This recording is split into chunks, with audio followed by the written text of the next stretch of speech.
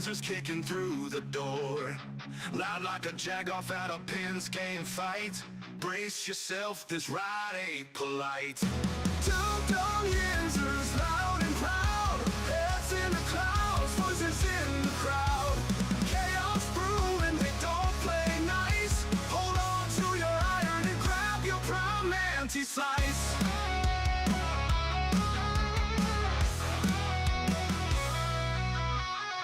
Tales from the burg with a hint of mayhem. Pierogi powered, nothing can constrain them. Knocking back stories like an icy cold brew. You never know what these two might spew. Dum Yinzers, loud and proud. Heads in the clouds, voices in the crowd. Chaos brewing, they don't play nice. Hold on to your iron and grab your prime anti-slice.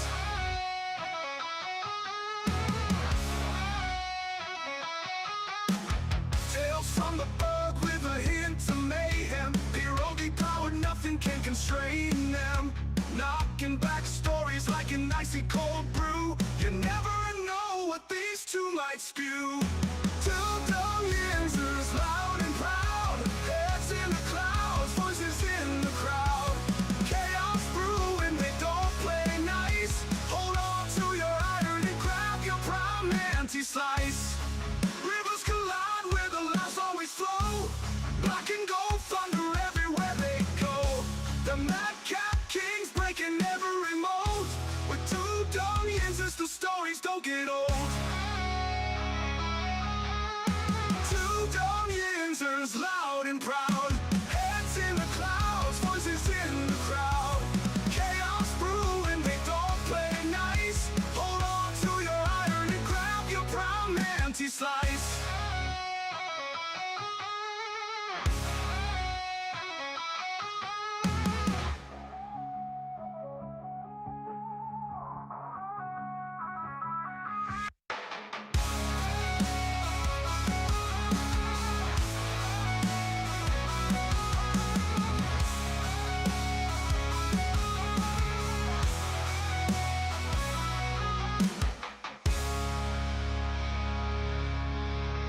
Hey everybody, wake up, it's late, it's afternoon.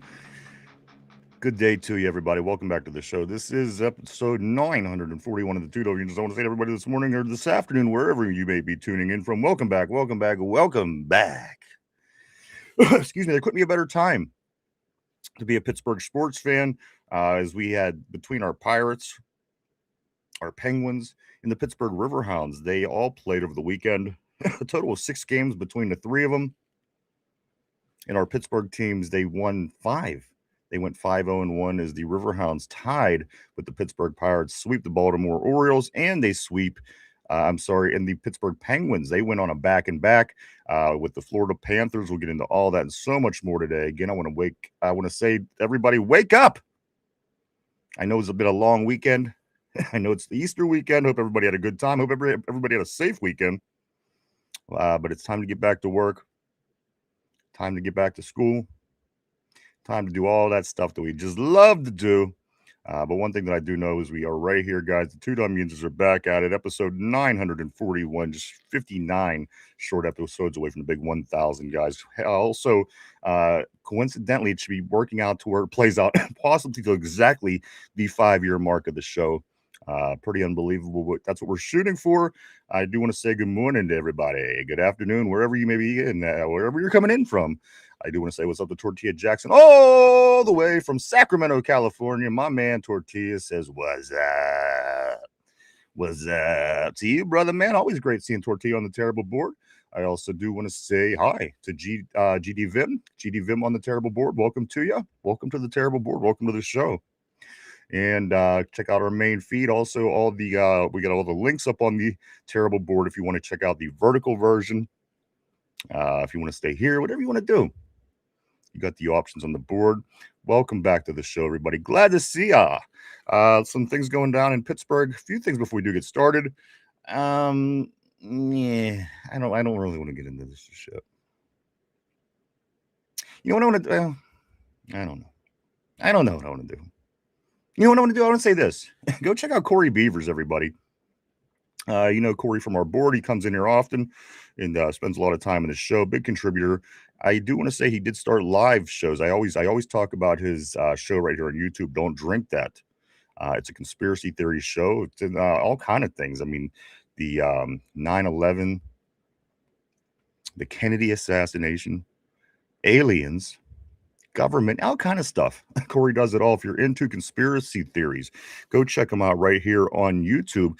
He just started lives this morning. He has a lot of content all throughout his page, so go check him out. I think every Monday he's going to be doing lives. Corey has really been good to us, so we recommend also you go check him out. Enjoy, like, subscribe, all that stuff. Don't drink that. It was Easter, and it's only 17 days right now from the NFL draft right here in Pittsburgh, Pennsylvania. So much going on, especially with our sports teams. It's really feeling like 1992 all over to me, because 92 was the last time that the Penguins, the Pirates, and the Steelers were all good, or at least looking good going into the season. I got to be honest, I'm enjoying it. We have a lot that went down over the weekend. Again, our Pittsburgh teams don't lose over the weekend. The Penguins win a home and home. Pirates sweep Baltimore. Pirates are matter of fact, they're on a 5-game winning streak. It's not just a sweep over Baltimore, which is impressive, but a 5-game winning streak as well. Lots going on good for the Pirates. And again, the Riverhounds, they tie in their game against Indy 11. So much to get into today. We have UFL, also the NCAA basketball men's championship tonight. Check that out tonight. I'll talk about that in just a moment as well. I do want to say what's to RB, our RB right on the board. My man, he says this. RB says this, Corey, do a show on what happened to Derpy's neck. What happened to Derpy's neck? I don't know. What? And I do want to say what's up to Strayed Content. He says, can you give me the toilet paper, Daddy? No, but I could give you my hand. And then I'll smack the shit out of you with it when it got your shit all over. How's that? What happened to Derpy's neck? I'm curious to know. Good afternoon. Good afternoon, everybody. Welcome back. A couple of things I do want to say is this. Derpy is Rogers' wife. I love it. Just learning. Always great to see you on the terrible board. Welcome, my friend. I still want to know what happened to Derpy's neck. Still not quite sure on that. Derpy. RB says it disappeared. Guys, a little bit of an incident on Friday, and it seemed that it was all hope was lost on Friday. But you know what? Here on the two Dum Yinzers, we have special abilities and powers, and I tell you why. I'm going to do something today that you may have never seen in your life. That's right. That's right. You tuned into the right day, because I'm going to make things happen. What I'm going to do, I'm going to do this, and I am going to manifest. And what I'm going to do is fix things. This is what I do. And whenever I do this, I'll show you exactly what I mean.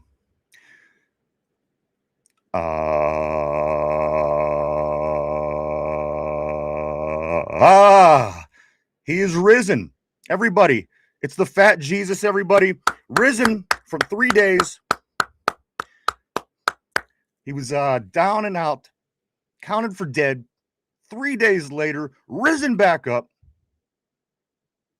He turned a stone into 1,000 loaves of bread and ate it all. He went to walk on water and fell and drowned. That's right, Fat Jesus, everybody. Welcome to the show, Fat Jesus. Thank you. Fat, I wandered into the wilderness with a boatload of coke, a barrel full of rum, and a wagon full of lot lizards. And I came out the other side a better man. I am going to lift the curse of the flower. I'm going to see the Pirates, the Penguins, the Steelers, and the Riverhounds deliver us to glory here so we can once again be the city of champions. Welcome, brothers and sisters. Fat Jesus. Fat Jesus in the house, everybody. Glad to see Fat Jesus today. You're looking great, as always, Fat Jesus. Again, performing miracles on this show. It never ceases to exist. Welcome back, everybody. Welcome back to the Two Dum Yinzers. This is episode 941. Let's get it on.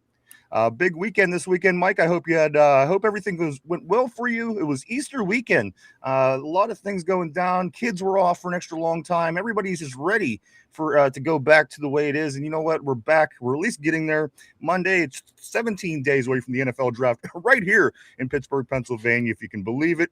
Fat Jesus. Yes. Did you have a good Easter? I had a great Easter. I arose the same day as my slim down cousin. He gets all the spotlight. I don't know why. You know, I'm out here feeding the lot lizards. He's feeding the poor. I think it's the same thing, brother. But no, I had a great weekend. The kid had a great weekend. It was a good time.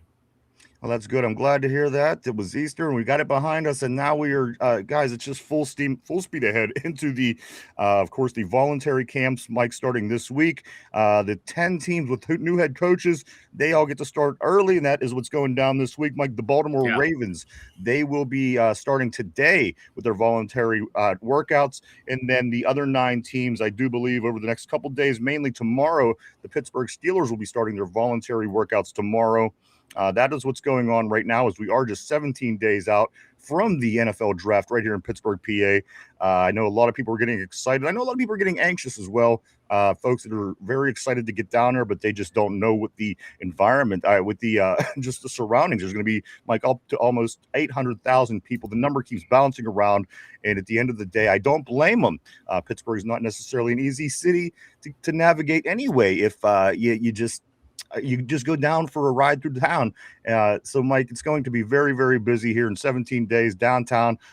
A lot of things going on, a lot of events. I know Wiz Khalifa. I know Brett Michaels is going to be performing on the first night. I know that all kind of action going on down at the draft here in just 17 days, Mike, a little over 2 weeks. It's unbelievable. 2 weeks from this Thursday is going to be the NFL draft. How you feeling? Are you holding on well? Again, I know the offseason's rough. You know, sometimes it's really busy, sometimes it's few and far between. But at the end of the day, it's hurry up and wait when it's off season, because a bunch of news could come at you at one time that seems a little overwhelming. Then other times you could go a week, 2 weeks without hearing any really insignificant information about the Steelers. So how are you getting through this off season, Vanilla? I'm sorry, Fat Jesus. Fat Jesus is just devouring any and all NFL draft content he can, just to keep the NFL juices flowing. It's a rough, dark time right now in the NFL to try and struggle through this, but we're gonna get there, brother. We're gonna get there. It's only 17 days away, a mere under 3 weeks away, right around the corner, baby. It's going to be great. It's going to be here. It's going to be in Pittsburgh, everybody. Well, as we are getting ready to get started, of course, we do want to talk about our Pittsburgh squads. Everybody, welcome to the show, and let's get into some Pittsburgh sports.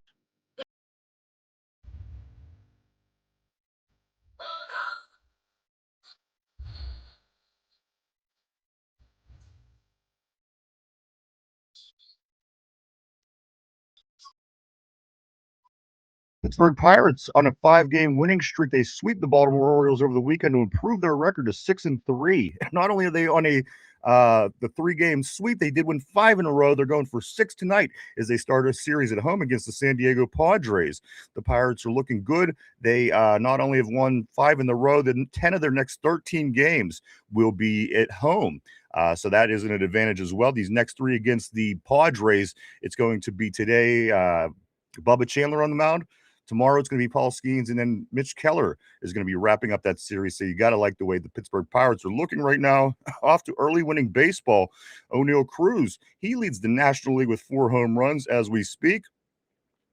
And the Pirates, they do sweep. Oh, also Connor Griffin, the big story. Friday, he had his debut at home. The 19-year-old phenom prospect, he ends up getting a double on his very first at-bat. And ended up being his RBI, and his run was the difference in that game, as the Pirates win by 1 run on Friday, 5-4. Saturday, they beat the Orioles 3-2, and then yesterday they wrapped up the series with an 8-2 win over the O's.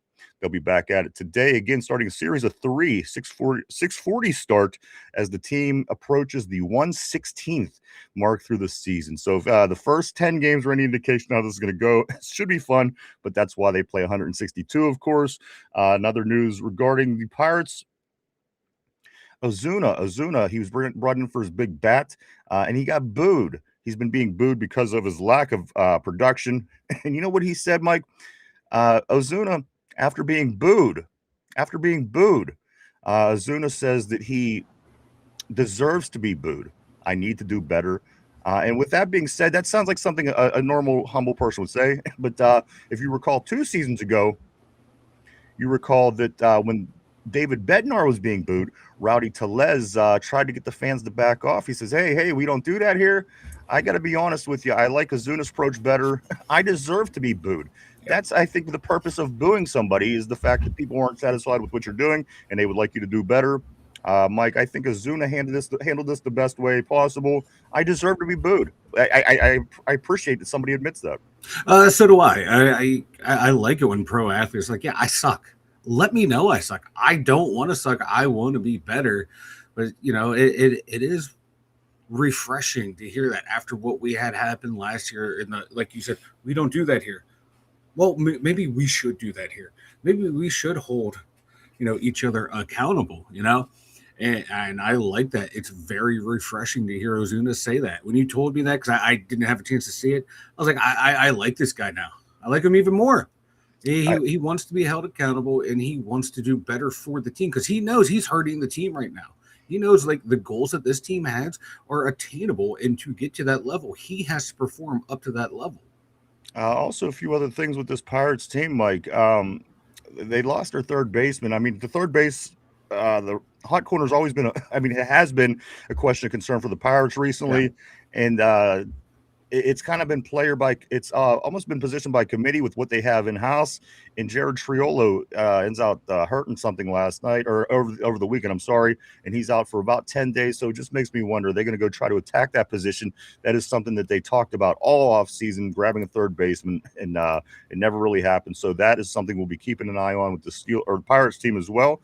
2 other quick notes, Mike. They're the only team left. The Pirates are the only team left in the majors out of 30 that their starting pitchers have not lit up a home run. Every other single rotation in the majors, at least one of the pitchers have given up a home run so far. The Pirates, again, just little things. Yes, it doesn't, don't crown them the champion yet. I'm not, of course, saying this, but I'm just saying the little things that you can maybe stack up to say, okay, this is starting to look like a better team. And that's, again, Mike, the Pirates with the win. They sweep the Orioles, 5-game winning streak. Padres on deck tonight, 6:40. And finally, Mike, the Pittsburgh Pirates have not lost since they started using the rally cone. Of course, here in Western PA, the construction cone is almost, I think it's almost the state, it's going to be on the state flag before you know it. Certainly more recognizable than anything else in the state. But they started putting a traffic cone, like they would, the celebration. Every team every year does something different. They have not lost since they started bringing in the cone. I love it. It grew on me rather quick. When I first heard it for like the first 5 minutes, like, this is the dumbest thing ever. And then I was like, you know what? This might be the greatest thing ever. Then I saw the highlight, when Connor Griffin got his first career hit, and the dude in the dugout's just fucking raising this thing, going crazy. Everyone's going crazy. I love it. And that it's so baseball, because baseball's so fucking boring. You need something to entertain yourself while you're doing it. And now it's energizing the fan base. I love it. I want to see traffic cones everywhere plastered with Pirate players' faces. We just need to drive downtown Pittsburgh and we stick them all over the place. Each traffic cone should be sponsored by a player. And the thing about these traffic cones, it's unbelievable that it took this long for somebody to embrace the cone here in PA. Again, you come from out of town, that ought to be something that you notice immediately. There's constantly traffic here. The fact that it took this long, but you know what? It's working. Let's keep rolling with it. Mike, the Pittsburgh Penguins also looking good as the playoffs approach. They win both games on a home and home this weekend, going down to Florida to play the Panthers, and then also at home, winning 9-4 on Saturday and 5-2 on Sunday. Sidney Crosby passed Steve Yzerman all time on the scoring list. And also, Mike, what other record did he set over the weekend? 21 straight seasons with a point per game average, the longest streak in NHL history. That is just a model of consistency and excellency. Sidney Crosby again, continuing to do things that nobody else has ever done in the league. At the when it's all said and done, because I think the guy has good another 10 years left in him. If you see him play, pretty unbelievable. The Penguins are on a little streak again, getting ready to head into the playoffs, like with roughly 4 games left. I can forget which one, but the Penguins will be back at it Thursday. They got a couple days off to be traveling to Texas to take on to New Jersey to take on the Devils.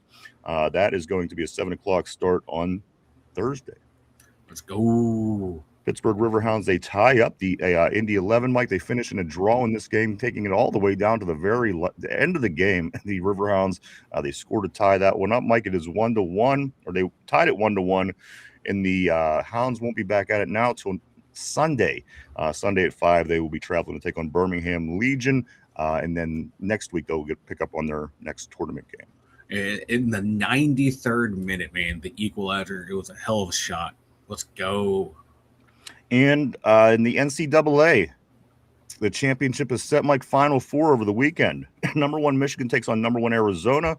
Michigan wins that game handily, 91-73. They go on to take on UConn, who beat Illinois. Number 2 UConn 71 over Illinois, who came in with the number 5 overall ranking in the tournament. 71-62 UConn and Michigan to play tonight for the national championship. 8:50 tonight is that game, and college hoops will be over this time tomorrow. I'm thinking about maybe possibly going somewhere and watching the game tonight just to get out a little bit. Perhaps, I don't know. I'll see what I'm going to do. But the national championship game tonight, you got the Pittsburgh Pirates tonight, a lot of things going on. And if you want to talk some football, which we're going to get into heavily here in just a moment, Mike, let's start first with the UFL as they kick off week 2 on Friday. Friday night, your DC Defenders. They beat Columbus 44-26, giving the Defenders a 1-1 record and dropping Columbus to 0-2. On Saturday, Orlando beats Louisville 19-9, bumping Orlando up to 2-0 and Louisville to 0-2. Sunday, the Houston Gamblers beats Birmingham in a close game, 22-20. The Gamblers and Birmingham both, I think they're both 1-1 at this point. And then the week wraps up, Mike, not today, but tomorrow. Tuesday night football. That's right, you heard it here. Tuesday night football. Tomorrow, UFL wraps up their week 2, where St. Louis, the Battlehawks, will be traveling to play the Dallas Renegades tomorrow at 8:00. So if you like football in the evening on Tuesday, you're going to have it, baby. The UFL tomorrow, finishing up week 2. Let me get on the board. I waited too long. It's been way too long since we've seen everybody. Happy Easter. Glad to see everyone back today. Let's go right about here. Derpy's Roger's wife. RB, he said that Derpy's neck, it disappeared. It sure did. Let's go right here. Tortilla once seeing that he is risen. He says, no way. There he is, everybody. There's the fat Jesus right in front of you in the flesh. There you go. Let's go to Tortilla. He says, Vanilla Jesus. RB says, haha, that was my 5th blowout since being here. I seriously put 0 stock into it. Haha, I've become numb to it. Is that a bad thing? Corey says, haha, it might be RB. I don't know what I'm going to do next. Let's go to RB. Also, I must confess, I was with Mike on the topic. DJ No All Pro was probably a better route runner, top 5 for sure in his time here. Wasn't a talent issue. He had 5-cent brain. It's debatable. Absolutely. Corey, don't drink that says this. He says, that was a humbling experience for sure. Of course, Corey, doing good. He looked good this morning. Do go check him out again live every Monday. And again, all kind of content throughout the week. Go check out Don't Drink That. Let's go to Cody. Cody, what's up, dude? Always great seeing the code, man. Always great seeing your brother on the terrible board. He says, Jesus looks like a Penn State fan. Shaking my head. I guess he does.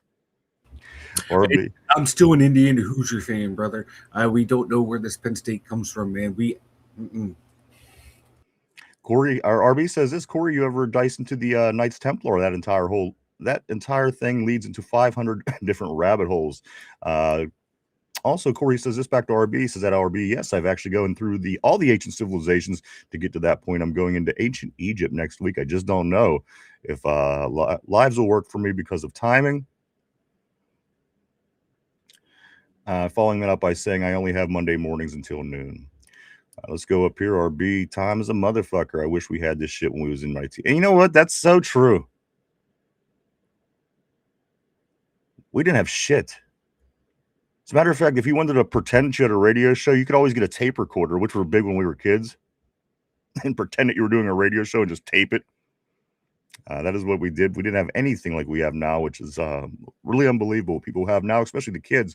Steel Loyal, always great seeing Steel Loyal on a terrible board. Steel Loyal says that Adam Schefter's reporting defensive tackle Dexter Lawrence requests trade from the Giants. That'd be nice, Mike. As the Giants, a lot of action in this offseason. I know that they're building a lot, but Dexter Lawrence, according to Steel Loyal, saying that Adam Schefter has been requesting to be traded from the Giants. I love Dexter Lawrence. You and I both love big old sexy Dexy, and like I'd love to have him on the team. I just don't think it's going to happen. But my God, if anyone can make it happen, it would be Omar Khan. He would find a way to make it work, and I'm here for it. Lots to get into today. Corey, it says this at RB, same bro. I would be so hot, but I didn't have the drive and discipline I have now. I would have quit way too fast. Somber, what up, Somber? He says, man, I just got done watching Coach LeBeau on Debo and Joe's pod. Great episode, worth the watch after this show. I'll have to check it out. RB says, poor Dex, he got wasted in New York. He didn't look the same last year. Still better than most, just looked a bit off. And it is, it's crazy too, because again, they do seem to be trying to make the team better up there. Of course, hiring John Harbaugh and bringing in different players and drafting good players and Jackson Dart and Neighbors and Austin and everything else they got going on up there. So I wonder what's going on with that. But you know what? It'd be nice to see him land in the black and gold, Mike. Oh, yeah. Fuck yeah, it would. If he can come here and be on the D line, you have him, Harmon, Cam, hopefully a couple other young guys in the draft. I think it would be a hell of a D line. It would be killing people up front, but I think it's a pipe dream for the Steelers. RB says, Somber, does he still look to be 55 years old? That man does not age. LeBeau. Let's go right here. Somber says he looks amazing. He looks amazing. RB says, remember when Tomlin said, I love Dick? Everyone loves Dick when he first was hired. Yep. Everyone does love Dick. There's no two ways about it. In two different eras with the Steelers doing very, very well. RB says, I watched my first Pirate game in 5 years this extended weekend. That guy who plays third, dude, he's got to go. That's our weak point. That's our weakness is third base. Hopefully now that Triolo is out, maybe they will finally make that move that they talked about. A lot of people are talking about all off season. We will see. Tortilla says sell t-shirts saying everyone loves Dick. Oh Jesus! If done in the right timeline, that would have been hilarious. You know what I mean? If done at the timing on that, I think is key. Unfortunately, we missed it. Let's go right here. Cody says traffic cones for the potholes. Damn right they are. And you know what? There's going to be a lot of potholes that don't have cones anymore because Pirate fans, I'm sure, aren't running to the Home Depot or the wherever you get cones because they all have them now. Go down to the Bucco game. So also pay attention on the roads a little bit better as well. Let's go to RB. He says the cone has a story. It makes some sense. The welding mask is retarded. I thought the welding mask was retarded too. I'm glad they are doing the cones. Me too. Jamal in the house. What up, brother? Always great seeing Jamal. Jamal, did you see Fat Jesus? Mike, Fat Jesus, why don't you wave? Wave to Jamal. Look at that. Fat Jesus is here. I've repented for my sins. And I gotta be honest with you. I don't know if you're really justified because when you wave, I expected to see like a big hole in your hand or at least some kind of marking. Nothing.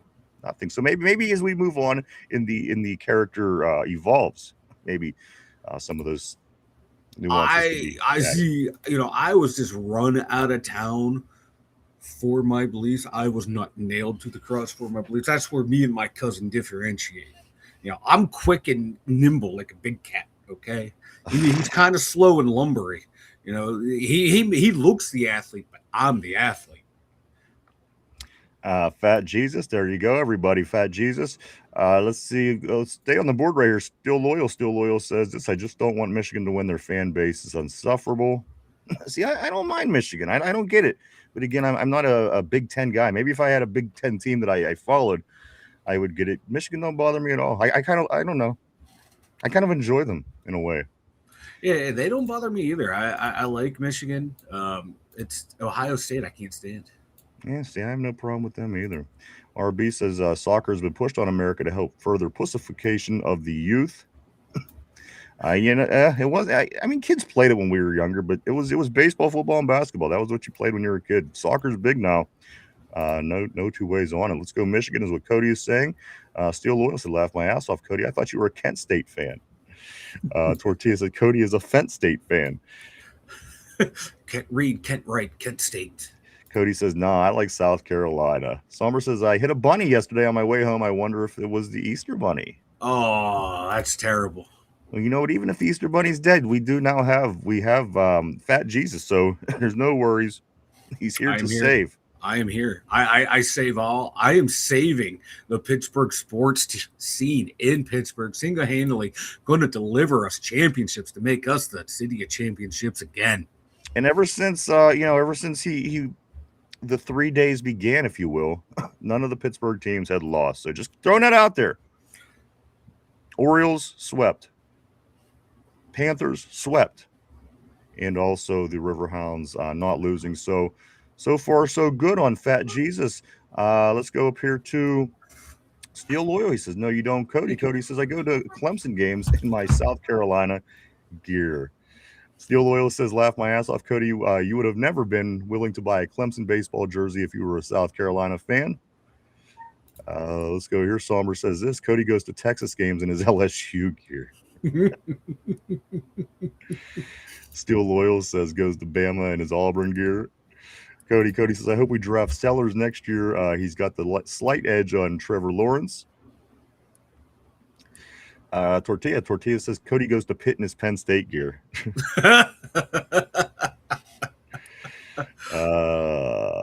Laugh my ass off, Cody, on his rage bait bit today.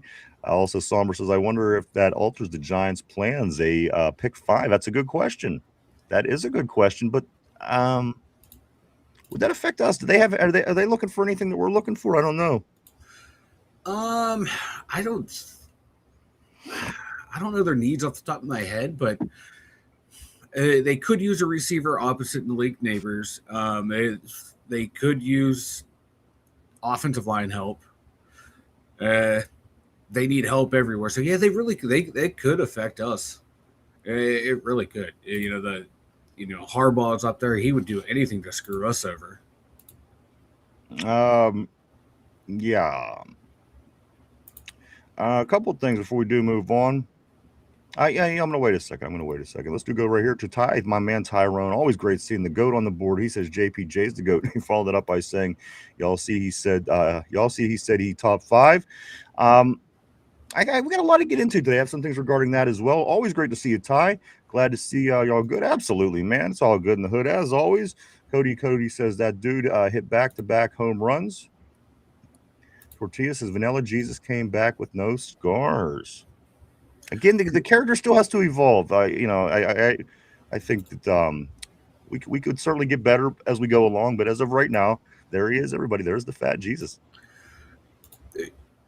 Just because there's no scars here, maybe in Wolverine, I have great healing factors, guys. Somber says Fat Jesus is peak male performance. Yeah. See, Somber gets it. Somber knows what is up. Tortilla says the Feaster Bunny. And I got to be honest with you, Mike is on a diet, and I love it. And here's why. You talked about it on the show. What's the stuff that you're the Wegovy? The Wegovy. Now here's something about the Wegovy. Every single day Mike's been on the Wegovy, he orders more food. But I'm eating less. Like ever since you've been on it, we've gotten here at the studio. We've gotten Vincelli's Pizza. Mm-hmm. We've got McDonald's. Mm-hmm. We've got KFC. Mm-hmm. We've got pretty much everything that's out there. And I thought ever since we never had food like that here at the studio until you started on your diet. And I love it. But and the thing is, I'm down 5 pounds. That's insane. I'm already losing weight. I'm eating less. I got to get back to cooking better. I used to cook a ton, but then I got this shit that I'm just eating like I can eat. And it's kind of stupid here. Fat Jesus got to get his life together completely. We got it started. I got the ball rolling, and it kind of took a deep dive. But I gotta say I'm enjoying your diet. It's working for me. It's working in my favor. Keep it up. Let's also go right here. Cody says, I think you're more like Cain and Abel. Cain and Abel. I like that. I'll take that. I'll take that. Mike can certainly be Abel. Let's go ahead and move up to Steel Loyal. Wow. Loyal says, Giants need a receiver for sure. And you know what? They have little Calvin Austin. And I'm sure they do need more because they have neighbors. Who else do they got? Anybody of anybody else notable, Mike? For the Giants, not that I can think of off the top of my head. I know. Oh, do they still have Wan'Dale Robinson? I can't remember. Well, let me pull it up real quick here. Darius Slayton, Darnell Mooney, Calvin Austin III. I forgot they picked up. Well, as a matter of fact, I just mentioned him 5 times before I asked you that question. So I kind of Hey, all right. I was thinking about food. Pull it together. You said thinking about food. Somber says this. Well, if they shift the defensive line, that will probably push Tate down the board. Domino effect, of course. The Tortilla says Vanilla Claus. Somber says eat less more frequently. RB. He says those drugs are worse for your liver than the booze. And the booze and they can fight it out to which one's going to kill me first. That's it, Mike. He's on a race to find this information out. Steel Loyal says Wan'Dale is gone. Also, Wan'Dale went elsewhere. That's right. Yeah, I forgot. And Somber is saying that Calvin Austin was his replacement. So welcome, everybody. Welcome back to the show. I'm not going to be, Cody says this, I'm not too religious, but didn't Cain kill Abel? He did. Mm-hmm. That's why Mike is Abel. Let's go. One more thing I do want to say is this. The only thing that I was truly upset about, I mean, we've done this for a long time. We kind of know each other. The one thing that I was truly, the only thing that I was truly upset about is I got left with Derpy Friday afternoon on the show. Yeah, that was a dick move on my part. I thought, motherfucker. Yeah, that was a my bad, bro. I really feel bad about that one. That was things were said that could be taken back, but leaving you alone with Derpy, I don't know if we can ever make amends for that. It was like talking to a wall with breasts. The thing he has no. Listen. He's good at what we use him for. He's good at what he does on the show. And if you ask me what that is, you're answering your own question. We don't know, but I like him at that position. If he's needed to be in a position where I have to ask him a question or have a cohesive conversation for a period, it just doesn't work. It doesn't work. No, it does not work. I gotta say, God bless the guy that does the nerd show with him on Sunday. Oh yeah, Chris is a saint over there on that podcast with Derpy. I don't know how he does it. I really don't.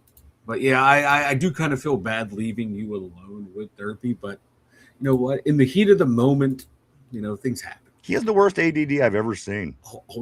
Dude, try doing a draft show with him. He fell asleep on me. Like Somber's saying on the board here. Derpy just kept phasing in and out of reality. Nothing. And you know what? That's more than physical. It's mental with him as well. I mean, he's just constantly in and out of reality, and that's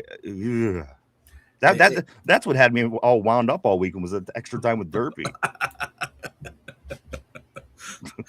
Yeah. I don't know if I can atone for that sin. Yeah, I don't know if that's a forgivable sin. We're gonna have to go out in the parking lot. You could throw me 10 Hail Marys. How's that? Throw you 10 Hail Marys. We'll make it right, baby, as we always do, guys. Again, working strongly towards big episode 1000 as we are just 59 shows away, guys. Welcome to the show. Let's get into everything Steelers today. I'm going to jump back on the board here for a couple of seconds, but then we're going to get into all kind of stuff. Aaron Williams, my man, always great seeing Aaron on the terrible board. He says, excuse me, I watched the interview with Dick LeBeau. Do you all think we will make noise this season? I do. Listen, I think we're going to be damn good this year. I think we're going to be good.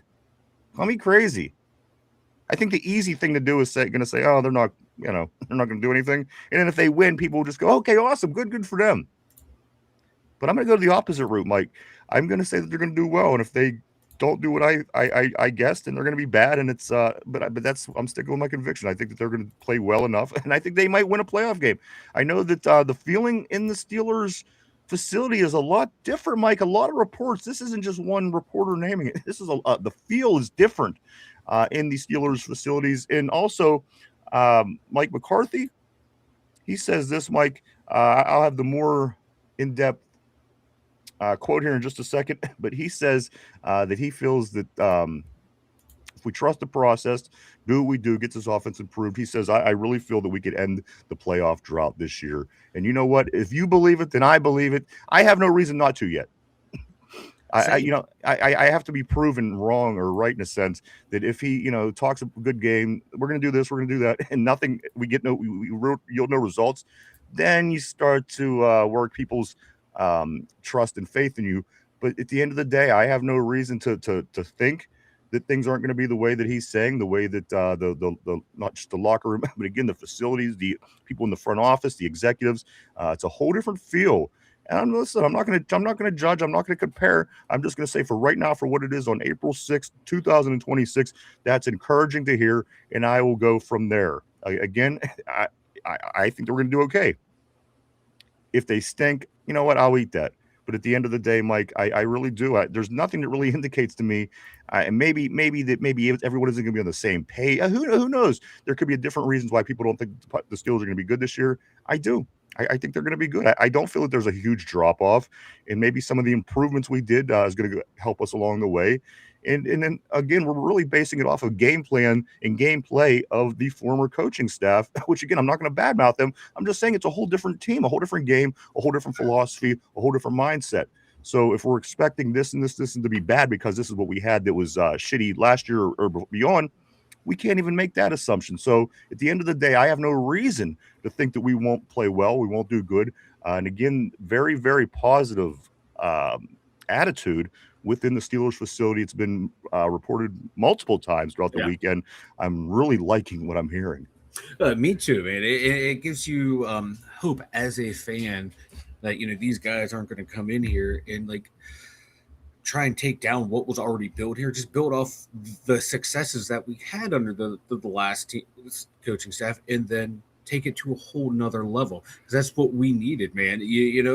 Like we talk about all the time, that simple change, that new message might be enough to get us over the edge, to get us to the promised land. I like this. It wasn't real enthused with the at first that Mike McCarthy was going to be our guy, but the staff that he's putting together, the way everyone is being so infectious with this team, it's going to translate to the players, man. They're going to be ready to rock and roll and do what they need to do to bring us another championship. I couldn't agree more. I think that we're going to be closer sooner than later than we've been recently, guys. And again, if we could get a big win in the playoffs this coming season, that would just blow all of our minds, I think. And again, at the end of the day, we're having all this sudden luck or success, if you want to call it, in Pittsburgh with our teams. Maybe it could get that 92 feel all over again. Again, if you keep in mind, Penguins looking good going to the playoffs, Pirates really good in the early 90s, and the Steelers with a new head coach in 1992, which exactly matches up what's going on right now in a lot of areas. So again, kind of encouraged by everything that's happening right now in Pittsburgh. And I think, Mike, with the big draft here in Pittsburgh, there's a lot of positive feeling with our sports teams, and people are feeling really good about what's going on here. Yeah, it has that feel. I don't want to say like a feel of destiny, but a feel of hope of new beginnings for all the franchises. Like I said, every team has a new coach now. All three of them. You see what Dan Muse did with this team that Kyle Dubas put together that was projected to have a 9% chance to make the playoffs. They're now at 99.9% chance to make the playoffs. Just a couple free agents, a couple free draft picks, and new coaching took this team to a whole new level from what they were. It looked like they were going to be down and out for years, and then now look at them. Look at the Buccos. You're actually allowing your GM to spend money. We went out and got some good players, guys who were on the rise are continuing to play on the rise. Now the Buccos are looking like a legit ball club out there. And this Steeler team, we won the division. We shed some dead weight from the roster. We brought in some really good veteran free agents, and even younger free agents too that are playing at a high level. And you get one or two key draft picks that can be starters and a couple guys that can be key contributors. The Steelers might be heading into an awesome direction as well. So yeah, it's just Pittsburgh sports fans should be filled with hope instead of dread and despair like we like to be. And it's just kind of I'm just kind of going through a couple of these notes I'm seeing here that I have. I'm like, the league executives not seeing the vision though of the Pittsburgh Steelers, and of course this doesn't surprise me. At the end of the day, I don't remember the last time anybody around the league really got excited about the Steelers. When you're that team, nobody gets excited about you that doesn't like you. And at the end of the day, Mike, executives around the league say that they're not seeing the Steelers' vision. They're saying that the Steelers actually got slower through the moves and things that went down this offseason. I don't get this. I don't even understand what that means. But at the end of the day, Mike, I do feel confident. And again, we watch this team year to year. You see the things that happen. You see the moves that are being made. I'm feeling optimistic, certainly at this point. And this was with the draft, again, just a little over 2 weeks away. So, again, it's going to improve. And if we hit a home run here, Mike, in the draft, I think that we're going to be the most improved team in the NFL this year. If we could hit a home run, and I'm talking about having a really nice draft, I think that we could be one of the better teams that did have a good offseason. And in turn, as you were saying, Mike, we did still finish 10-7 last year. We did still go to the playoffs. So if there is improvement to be had, it's all going to be good if it does happen. But at the end of the day, we also have this leeway. Let's just say that things don't go well. You could always say it's a first year everything and blah, blah, blah. Yeah. So there's no real – it's kind of a win-win situation for the Steelers fans. It really is. It is too, because you're getting the slate has been white clear for the Steelers. Like you said, if they have a bad year, okay, it's a very new coaching staff, and now guess what? We can have a better draft pick. Picking higher in the draft the following year, because I think we're going to have a really good draft this year. And if things don't work out on the field, that's going to be even better for the next year's draft. And so you're going to have really good draft classes back to back to back to back, where you get a shit ton of starters, and this team's going to be ready to rock and roll. I don't know why people around the league, like executives and coaches and fans, say this team, they're scratching their head as to what the Steelers are doing. Like, if you've been paying attention, it's obvious what they're doing. They're building a team, so the quarterback really doesn't matter. And I don't know why that's hard for people to wrap their head around. Like, that's the long-term goal of the team. To where if you can't find your franchise guy, okay, you can find quarterbacks that can guide you to where you want to be and allow your talent to take over. It's kind of what the Eagles did. Jalen Hurts wasn't anyone thought he would ever win a Super Bowl, and then here he did. He won a Super Bowl, and they're already talking about getting rid of him because he wants to run an offense a certain way that doesn't fit their scheme. So they built the team to be quarterback proof, and I think they're about to prove it. And then the Steelers are trying to copy that formula. Trying to strengthen their pimp hand, if you will. Yes. I'm looking at just some more notes here, Mike. And this is something that indicates to me that people outside of Pittsburgh aren't taking this our team real serious right now. Like, I just read this morning. Excuse me. I just read this morning that get this. I don't know. Let me know what you think. DK Metcalf, a trade candidate. As of this morning, when I'm reading, Mike, there is interest from the New York Giants, Las Vegas Raiders, and the Buffalo Bills inquiring about a trade for DK Metcalf. Mike, is there any way on this planet we go into this season without a doable wide receiver situation?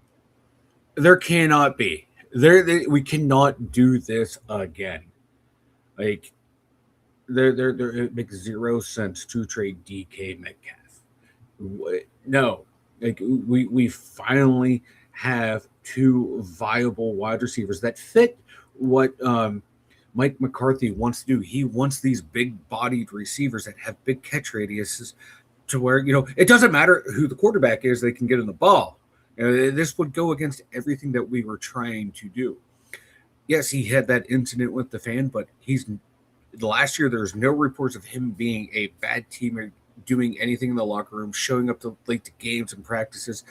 No, there's no way they would trade him. They already told him that they're going to pay him his guaranteed money. I don't see the Steelers turning around going, you know what, we're going to trade you now.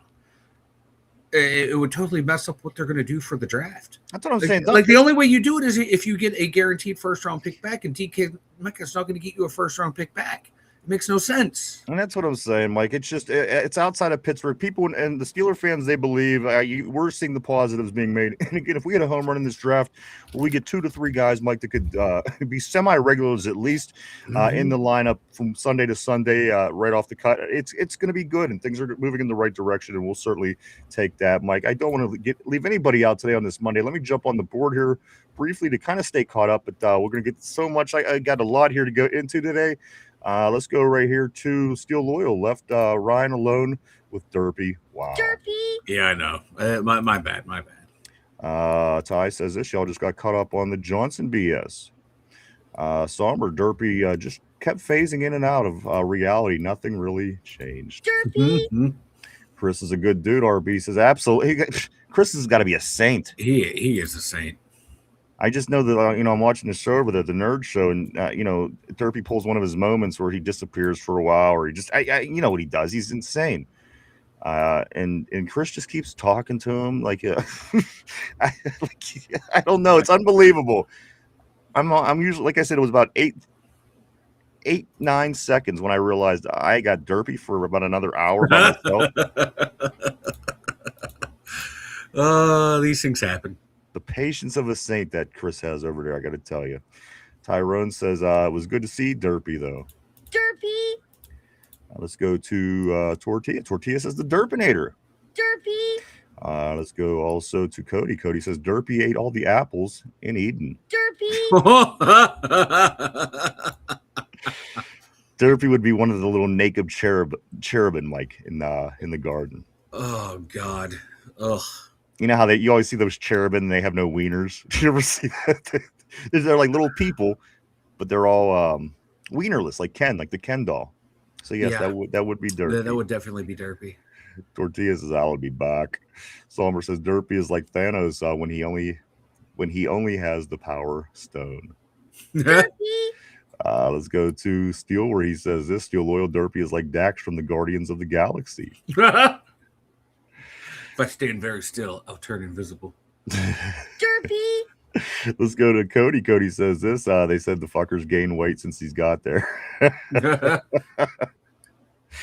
Darnell Washington gained 3 pounds since this podcast started. Steel Loyal says. And that was actually, you know what? I think, Cody, I think you're referring to the line from This Is the End when they're talking about Mike McBride. And that was one of the funnier parts of the movie. Mike McBride was eating all the food, of course, and he's gained weight since he's got there. I think that's what that was referenced to. Steel Loyal said 2.5 Dum Yinzers. Cody says 1.5 ton Yinzers. 1.5 ton Yinzers. I like it. What did you notice when he was back there? All you could see is his arm going like this. All I can think of is Euro Trip. Yeah. When Scotty was talking to Mika's dad. Oh yeah, and Cooper's just like watching that's all I can see when my kid's back there doing that. I'm trying not to laugh. I know. I'm hoping I can't. I'm over here thinking, man, when school starts, I don't want him walking behind Mike doing the Hitler salute. I know, right? Let's go right here. Steel Loyal says this. We're the bad boys of the NFL. They hate us because they ain't us. They hate us because they ain't us. They hate us because they ain't us. Hi, Georgianne. Always great seeing Georgianne on the terrible board, as always. Welcome to the show. Great to see you. Hope you had a great Easter, as to everybody. Hope you've had a great weekend, guys. As Easter is now done behind us, just busting through all these spring milestones. As the draft is just a little over 2 weeks away. Unbelievable. Somber says, LOL draft. Somber follows it up by saying, nothing goes over my head. My reflexes are too fast. I would catch it. Let's go to Steel Loyal. He says, laugh my ass off. Dax cracks me up. Steel Loyal responds, I'm sorry, also says this, Batista did a great job with that character. LOL. Crushed it. Somber says they aren't doing that. He really did at Steel Loyal. I liked it. Steel Loyal says this about Jeremiah Love. Steel Loyal says Notre Dame's running back Jeremiah Love, who has already visited the Titans. The Giants heads to a visit with the Bengals later today. Sources say Cincy picks 10. Somber says you're eating a Zarg nut. A Zarg nut. Ty says defensive tackle Dexter has requested a trade. Yes, he did. And it would be fantastic. We were talking about that slightly at the beginning of the show, Ty. Briefly, I would love it if he came here. It doesn't really seem like a possibility, but the Giants, Mike, they're certainly active this offseason as they finish near the bottom, if not the bottom. I'm pretty sure it was probably last place over in the NFC East. I don't remember what the Redskins finished out as, but I know the Eagles and Cowboys didn't finish below that. So maybe the Giants could get back in, as they do usually, Mike. The Giants are one of these teams like the Florida Marlins. They just stink. They stink. And then they come in out of nowhere and they win a Super Bowl. And then they go back to stinking. Then they stink. And then they stink. And then out of nowhere, they'll win a Super Bowl. That's what the Florida Marlins do. Exactly. They're never a relevant team. They always stink, and they just come up with just random championships. I'm hoping our Buccos has something in the tank, maybe in that kind of fashion moving forward, maybe. But let's see this on the board also. Let's stay on the board right here. I'm going to go to, already told them Tyrone. Okay, we did get all that. Echo, Steel Loyal says, Echo. Ty says, oh, okay, Shocker Loyal. Let's go to here. Call me Loyal Schefter. Call him Loyal Schefter.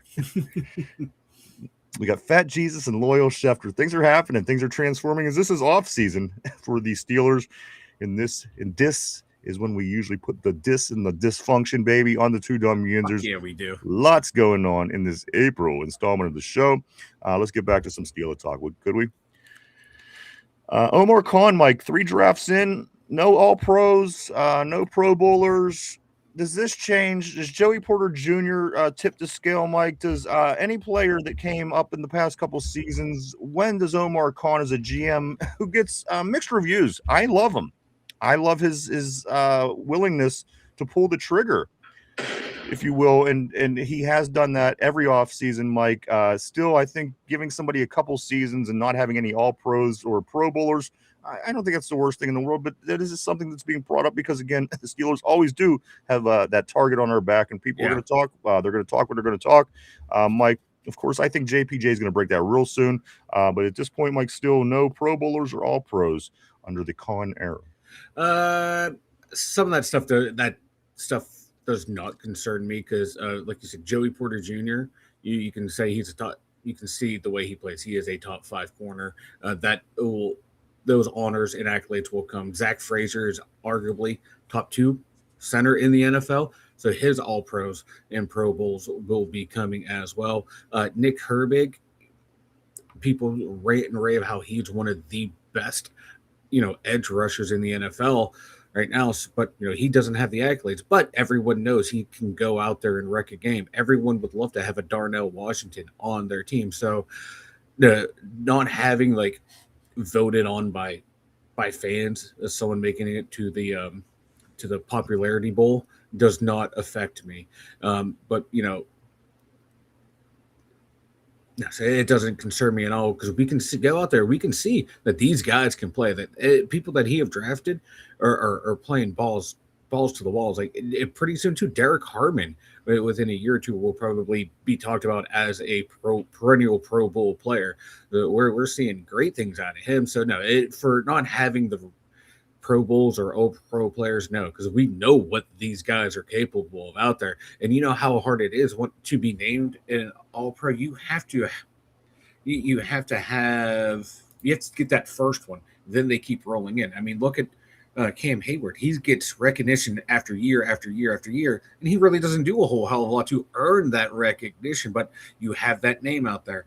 Pretty soon, you're going to start seeing that with Joey Porter, Zach Frazier, and if he becomes a starter, which he should be, you're seeing that out of Nick Herbig as well. So they'll come in time. Also, that Mike, you also got to put into consideration that they. I agree. I'm gonna leave it at that. How about that? I leave it right there. Good comment. Let me move forward here. Let's go past Chef Loyal. Let's also go. Tyrone says he's done great besides the Jones pick, in my opinion. I don't even know if he was. Yeah, that was his first pick. That was his first. Okay. Yeah. Steel Loyal says, well, Shador made the Pro Bowl. It wouldn't taint JPJ's legacy to be on the same Pro Bowl team with him. It would taint. Is what he's saying. Aaron Jade, always great seeing you on the terrible board. He says, here we go with the Rockets. Love the message. Always great seeing you, sir, as always. And Steel Loyal says, I want to see JPJ win All Pro. The Pro Bowl. I mean, either or. Any kind of recognition, I think is the point that's being made here. I don't think it's they're not really talking about this guy should have been a backup like Shador.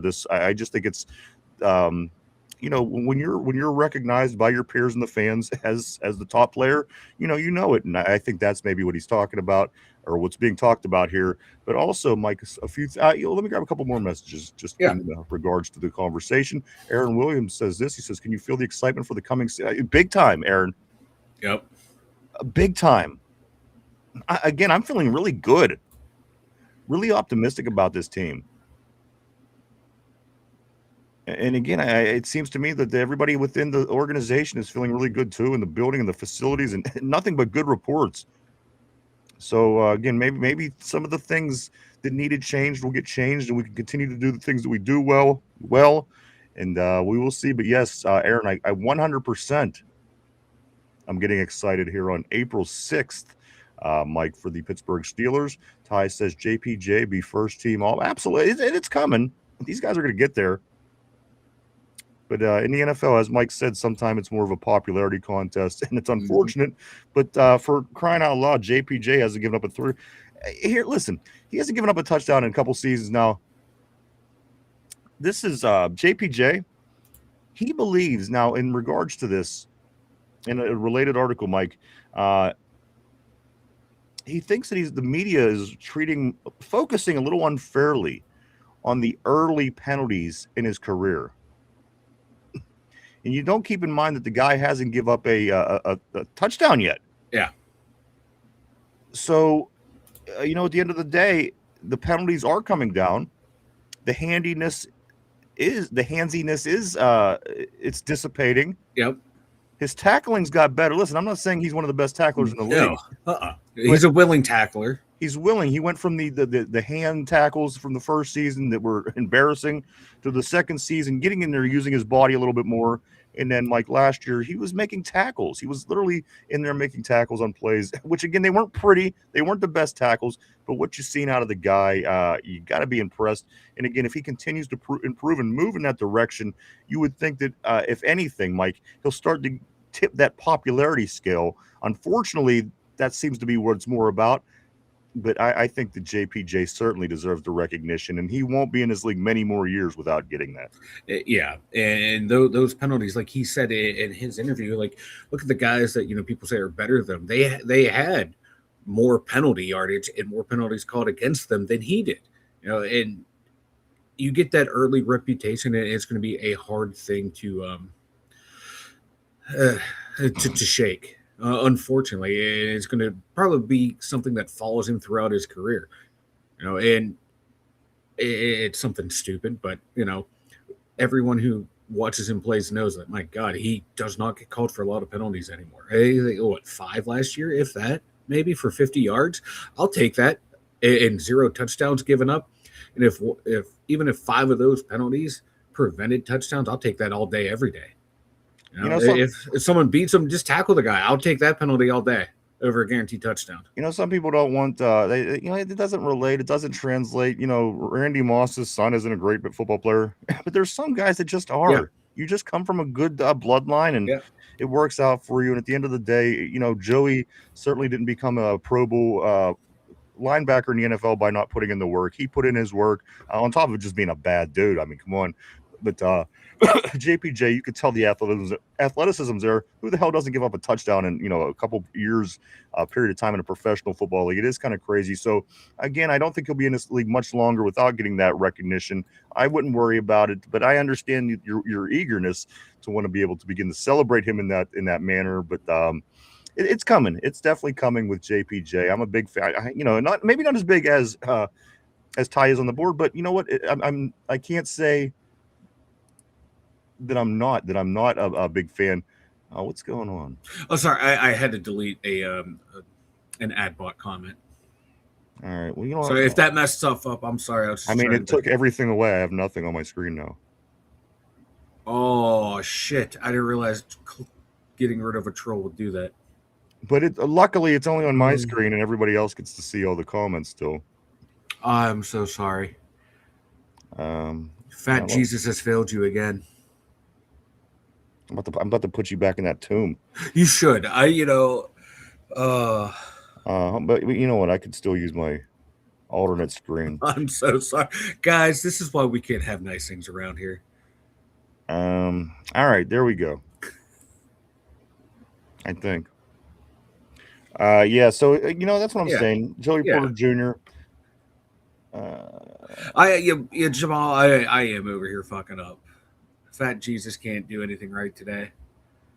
Hold on, but Joey Porter Jr. he has a bad rap for those penalties, and it's unfair. Where's Caleb at? Right? He's still not over. I forget who his team was that lost. Oh, yeah, the Pacers losing last year in the playoffs. I got to be honest, Mike. Caleb likes the Pacers, but he never managed to make my whole board disappear. I just got to say this. Yeah, I know. I didn't realize it would affect you.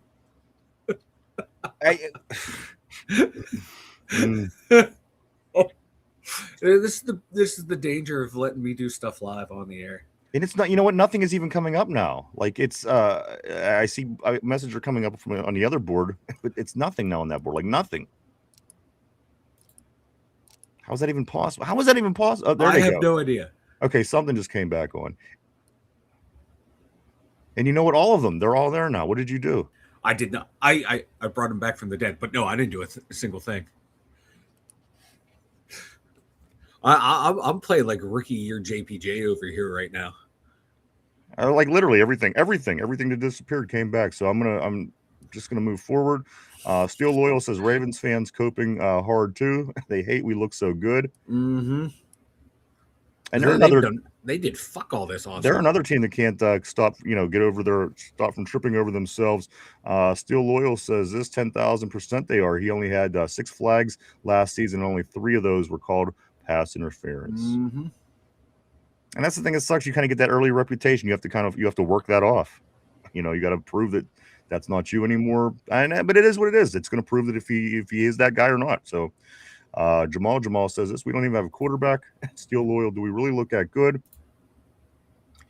JPJ ain't top 5. He's top 3. Top 3. RB is saying. Steel Loyal says we know A-Rod is coming back. Jamal, LOL. Tyrone says, I agree. Keep that over his head. Yet he had 5 last year, 0 touchdowns. And like he said, follows the best team. The best of them. And that's the thing, maybe he takes it personal, Mike, and he continues to work hard. I think he's going to be just fine, Yeah. Let that shit hang over your head. Yeah. And I think he uses it as motivation. I like that. I think even he uses being picked in the second round as motivation, because I thought he and his dad probably thought they were going to be drafted by the Steelers in the first round. Let's go right here to Jamal. Jamal says, never know. Steel talking about Aaron coming back. Steel Loyal says, oh, I know. His wife told me. Ty says, this JPJ interview will drop today. Can't wait. Jamal says, fuck it. I want Taylor Green. He says, "Fuck this shit. Just give me Taylor Grain." Aaron says, "I feel like Mike has a point to prove as our coach." I do. Absolutely. Absolutely. I mean, listen, he's got big shoes to fill. You're following Mike Tomlin, Bill Cowher, and Chuck Noll. You don't have the option to stink. You don't have, you know what I mean? So, Yeah, there's a weight, expectations on you when you come to the Steelers. absolutely. But I agree. I mean, he does have to prove himself.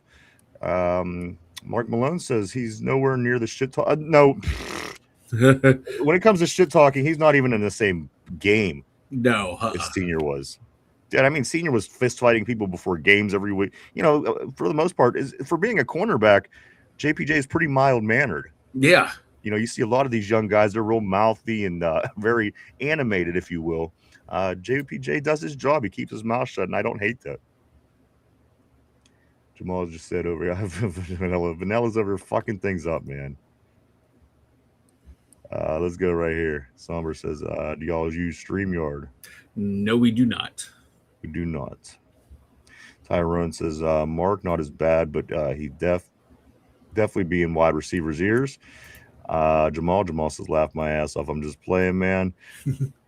Still Loyal says, JPJ only talks shit to Jamar and T. Somber because StreamYard is ass. Yes, yeah, it is. We tried using it before. It did not work well for us. Yeah, we've experienced that. Mark Malone says Senior was an all-time great shit talker, still winning playoff games for us from the sideline. Yep. Uh-huh.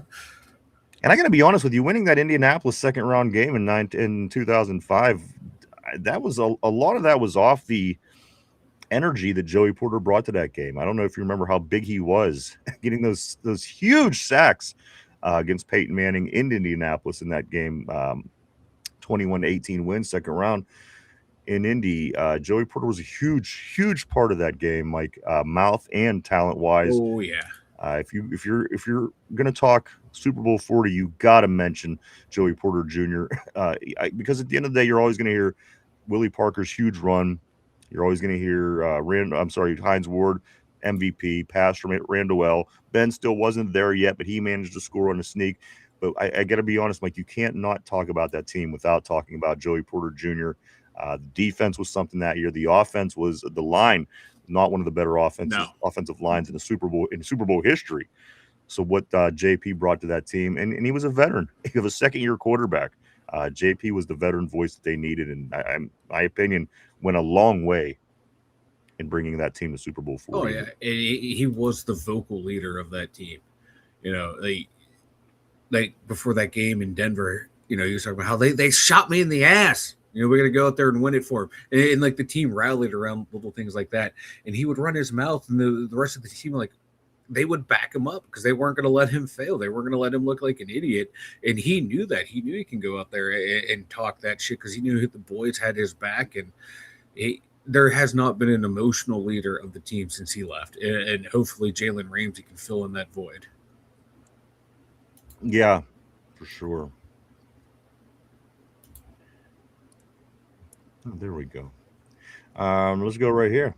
Facts Mark is what Tyrone said in this comment about Joey. Cody says, I think you guys missed the comment where Steele said he's wearing his Gamecocks jersey and hat. Wearing his cocks. Hey, laugh now, Mike, but you wanted the Gamecock quarterback last year right around this time, I remember. Lenora Sellers. You went I don't know what you're talking about. On about the Gamecock. Let's go right here. Tortilla Ryan versus robots. It's a story as old as time. If we ever have what is the Aliens versus Plants or whatever, if we ever have a computer game or anything, I'm going to definitely be up against the robots. No two ways about this. Still Loyal says, and then you woke up at Cody. Vegas, my man. He says the headband mullet is back. That's right. Fat Jesus. Vegas is in the house. Fat Jesus, everybody. Welcome. Just in time on the third day. He went down and on Friday. And then I've risen again, repented for my sins. He went, he ate a lot, and he came back on Monday, 3 days later. Fat Jesus, there he is. Aaron Williams says, this is just me, but if it seems like Coach Mike has a breath of fresh air since coming to Pittsburgh. I agree. Also, some other things in regards to that, Aaron. I do want to say Omar Khan. Omar Khan, Mike, he says this. He says, "quote we've been putting a lot on their plate." End quote. Talking about the new coaching staff, not spared from heavy draft work. So I think not only for McCarthy is it a breath of fresh air, I think it's also a breath of fresh air for the Steelers as well, Mike. Because again, there's a certain element to McCarthy that he brings to Pittsburgh because he is a Pittsburgher. He is a Yinzer. He is, and I think that he's just so excited to be in this situation. And I think the coaches, or I'm sorry, the GMs and the people that are above him, they know him as a successful guy in the league. And if you're going to say that somebody like Tomlin or John Harbaugh is successful, which they both are, they're not Andy Reid by any mean, then you have to say that Mike McCarthy is a successful coach in the NFL. He's won a Super Bowl. He's, we played, I coached for 13 years, had success, groomed quarterbacks, worked with Dak Prescott and Aaron Rodgers for a very long time. So at the end of the day, it's a fresher breath there, Mike, I think, for both parties. I think the Steelers like him because he already comes with hitting the ground running, in a sense. On top of being a Pittsburgh guy, that gives you the motivation, I think, man. And I think that Mike is certainly motivated. And I think, again, the Steelers, I think that is a breath of fresh air for them as well. Not saying anything bad about Coach Tomlin, just saying that what is on the table right now, I think the Steelers are feeling good about that. And I do think that is a breath of fresh air for both parties, Coach McCarthy and for the Steelers. Yeah, and this is a new coaching staff for the front office to work with. They want to okay, we have our vision in place. We know you have vision in place, but the team vision is going to trump whatever they want to do. How can we meld it together? What kind of players are you looking for to fit your system? But keep in mind, we have our overreaching philosophy, and I think that has to energize everyone because you want to make it work, melding those philosophies. And we knew what Tomlin. We knew the players they liked to draft, so they knew what to look for and who not to worry about. Now, you don't know 100% what this coaching staff wants to look for in players, so you don't know who to suggest. So when you're getting the recommendations from the coaching staff to hey, these are the type of players we like, here's a list of names we like, then the scouts and the GMs go and work on that. That's going to make them excited. How can we get these guys? Do these guys fit into our system? It's like you said, man, the energy there is through the roof, and how can you not like that when you're reading that, the infectious energy running through that building right now, the breath of fresh air that, because 18 years, everything's going to become stale, and we see it's working in the other two teams in Pittsburgh. Hopefully it works out for the Steelers, and I think this draft is just going to be a home run for the team. You know what? I think it's necessary. I think that it is necessary for the Steelers to hit a home run because if they do hit a home run, that means things are going smooth. Mm-hmm. You put this coaching staff together. You went out and handled free agency like a champ, and you brought in some Justin Pittmans and some other big things that went on. So again, if this draft is a home run for the Steelers, you just have to think, okay, things are going, man. This is definitely not where a lot of fans thought we were going to be the day after they lose to the Houston Texans back in January, and saying, okay, back to square one, back to the drawing board. Let's figure out what it is we got to do next. And you kind of just had that feeling of, all right, whatever. We've been here, done that. Yeah. What can we possibly do to change this after certainly a decade? So again, Mike, I really do. There's certainly an optimism feeling about this, and everything to this point. The fact that there's not been any incidents or anything that really made you any signs for concern, really. Yeah. I think the only big thing at this point would be, of course, the Aaron Rodgers, the wait out. But you know what? Everybody expected that this was going to be here with Aaron Rodgers, with Mike Tomlin, with Mike McCarthy, or any of these other young coaches, Mike. It was probably going to play out that way with Aaron. So again, if that's the worst thing we have right now, a lot of people feeling very, very confident that it will be Aaron this year. So at this point, again, there's not much that you would even change. Things are going well. No, and I think this is why they went with a coach who's been in and around the league, because him and his staff know how to, deal with the offseason, what's going on. You get a brand new head coach. Okay, they're new in this role. Like, how comfortable are they going to be to put forth their opinion, or are they going to be over opinionated and trying to drown out and have a power struggle with the current GM? I think the way McCarthy and Khan have been working together, I think that's awesome. It's a smooth transition, and it's turning out right now in the offseason. This hiring of Mike McCarthy seems to be a great hire. Hopefully, we can continue it over to once we get out onto the field. That's the goal. Let's hope that we can do it. Let's go to Tortilla on the board. Tortilla Jackson says this: the Steelers are like the Avengers, and Tater is like the Zemo guy. He gets in our head. That's how he beats us. Tater. We haven't seen Tater for a couple of days. Mark Malone, what's up, dude? Always great seeing the great Mark Malone on the terrible board. Mark says, yeah, Porter really turned it on that game. Hope you had a nice Easter, Mark, as always, my friend. Cody says this: you had Porter Seniors spit on people when it was normal. I know now people demonize you now, man. If you now you can't do fun stuff like that anymore. Come on. Let's go right here to Jason. Jason Atkins. What's up, brother? Always great seeing Jason on the terrible board as well. He says this: Ians are funny as hell, just cussing each other out the other day. Yeah, it happens. It happens. It happens. Cody says Mike only knows Drew Aller. Who? Who's this Mike? Who's Mike and who's Drew Aller? My quarterback is going first overall, baby.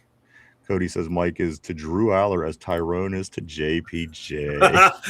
That's a good one. That's a good one.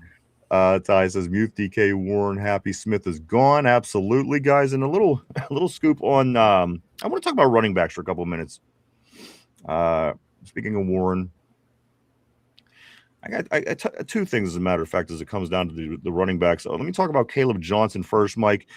Caleb Johnson apparently has been given a clean slate, which I think is 100% fair and what should be done, as a matter of fact, because the rookie who never returned kicks let a ball hit off him in the end zone last year in the second game of the year in his NFL career, and it resulted in the other team scoring a touchdown.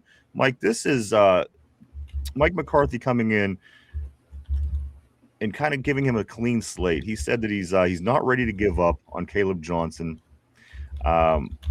He referred to the embarrassing moment, of course. Mike, again, this kind of just falls into everything that you want to see from your team. Things are going well. Free agency went well. Coaching staff's going well. Voluntaries this week. Things are going good. Draft's coming in a little over 2 weeks. Mike McCarthy's smoothing things over with players. Caleb Johnson, who was treated like the redheaded stepchild last year after his accident, or after the mistake. Yeah. So McCarthy kind of seems like he's coming in and bringing everything together. And again, I'm not saying Mike Tomlin didn't have things together. I'm just saying you're really feeling the vibe of this team, and it all comes together, Mike. And again, I wanted to include that little tidbit about Caleb Johnson in there, because this could also be mean well for somebody like Roman Wilson, somebody who we thought probably should have been on the field a little bit more. And then if Aaron has an issue with Roman, whatever it may be, again, Coach McCarthy and Aaron Rodgers worked together for 13 years in Green Bay. If anybody has influence and can talk to Aaron, okay, Aaron, what can we do to get Roman Wilson in the lineup? What can we do for him to become more? Again, I just really feels like there's certainly with that connection right there, like that relationship, the coach quarterback connection.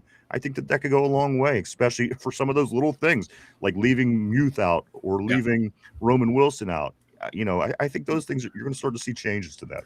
I hope so too. And, you're going to have an offensive system that's going to be catered to Aaron Rodgers, better his skill sets, because, who knows him better than Mike McCarthy? It's trying to figure out another coach that knows him better. And I think we're going to like what we see. And, these guys have a whole year working with Aaron Rodgers. These receivers and tight ends and running backs are going to know what he wants done. And, I like how McCarthy's wiping the slate clean, especially for someone like Caleb Johnson. Hopefully they can find a way to work him into this scheme, because otherwise it's going to be a wasted draft pick. Because we drafted him for a certain scheme, and now that whole entire coaching staff's gone. So now it looks bad on the player, it looks bad on the GM, it looks bad on the coaches, where, it's going to be hard to find who was really at fault for that pick if he doesn't pan out. So hopefully he will pan out, and they can find a way for him. And same thing with Roman Wilson too.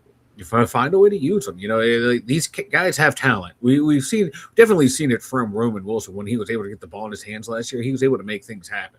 So hopefully, for whatever reason he couldn't see the field, that shit gets rectified, because there's got to be a room for someone of his build and stature inside this offense around all these giants. He can be that little guy that gets lost in the wake. In my other parts of this running backs room I want to talk about, Mike, who is the primary runner? Who is the primary? Who's considered the starting running back? If you're talking to people and they say you're Steelers, who's your running back this year? Without giving them the whole rundown of, we have a running back by committee, and this guy is going to play, and this guy's going to come in on third. But this guy, without giving all that information, Mike, in a short form answer, who is the Steelers' primary running back this year, and why? I'm going to have to go with Rico Dwaddle. I think he is the guy. They brought him in. They want him to be the every down runner. And I think out of the running back room, they're going to look for guys to just pound the rock or tote the rock and not be used into be heavily relied on into the passing game. And he's a pretty good pass catcher, but he's nowhere near the level of Kenny Gainwell was, or even Jalen Warren is. So for me, in my mind, that makes Rico our number one running back, to where he's just going to be counted on to just run. Let me ask you this: when Warren's contract comes around, is it going to be worth it for him to stay here? If especially if he's not going to be the guy, they're just going to continue to carousel guys in to play over him. When it comes time to sit down and figure out what Jalen Warren wants to do with the next step of his career, does he continue to play in Pittsburgh? Because again, Najee was here; he was the other guy. Kenneth Gainwell came, and Warren was the other guy. And then if you're right, if Rico Dowdle becomes here and becomes the starter, he again is going to be the other guy. At some point, is Warren going to want to be the guy? I mean, the guy runs. He can start. There's not a doubt in my mind he can start in the NFL. But again, he always continues to be the other guy. Again, it's working, and you can kind of justify it. But at the end of the day, for him personally, as a football player, as a man, as a professional, is he going to want to be involved in something more? And again, is it right, Mike, that he continues to be the other guy when he's the only thing consistent in that running back room? Right. It does kind of feel like, you can make an argument like, he's kind of getting the short end of the straw. But, even it being the other guy in this offense, he gets a shit ton of playing time every game and every season. So he may personally want to go somewhere and be the number one who gets 25 carries a year or a game, but I don't think, his body and build can handle that because of his running style, constantly seeking contact. I think he reminds me of in the perfect role. Frank Gore. He's kind of, you know what I mean? Mm-hmm. And Gore did very well. But at the end of the day, it just makes you wonder, because they keep bringing a guy in to play over you. It just makes you wonder when it's time to sit down and negotiate and talk to your agent. Is this what I want to continue to do? And again, as a man, as a professional, as somebody who's living their dream, they could probably, as human, you probably think, well, I could do something more. I could display what it is that I do more and be more effective on the field. And it just makes me wonder how that's going to play out. Where does Jalen Warren's contract sit right now? What's the next move for him? He's going to be up. I think this is the last year of his contract, so he's going to be looking for a new contract, and depending on how he's used, this could be his last year in Pittsburgh. But this what's the most he's ever toted the rock last year was 211 times, and then he caught the ball 40 times. That's the most he's been used in the Steelers offense, and we used Kenny G a lot last year too. However, we'll see how that goes, though, because again, that was how the team was only able to run the way that we ran it last year because of the lack of a lot of things that we had. So again, I want to see how it plays out when we actually have ideal situations, two wide receivers. So again, it's interesting because again, people love Jalen. He runs hard, and I would love to see him continue to stay here.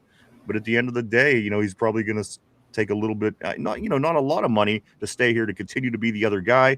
What if somebody comes along and offers them, a big deal in Houston or Miami or wherever, and they say, bro, we're going to give you a lot of money, and you're going to come here and you're going to start and tote the ball 25, 30 times a game? He'd be stupid not to take it because he's I'd going agree. to be 28 in November, and he's already played 4 years in the league. He's already outlived the shelf life of the average running back's career. So he's playing with house money right now. He's running on borrowed time. He's got to make as much money as he can after this year as quickly as he can. So he'd be stupid not to take the money. And last year, he finished 958 yards. That was 19th in the NFL. And he's the other guy.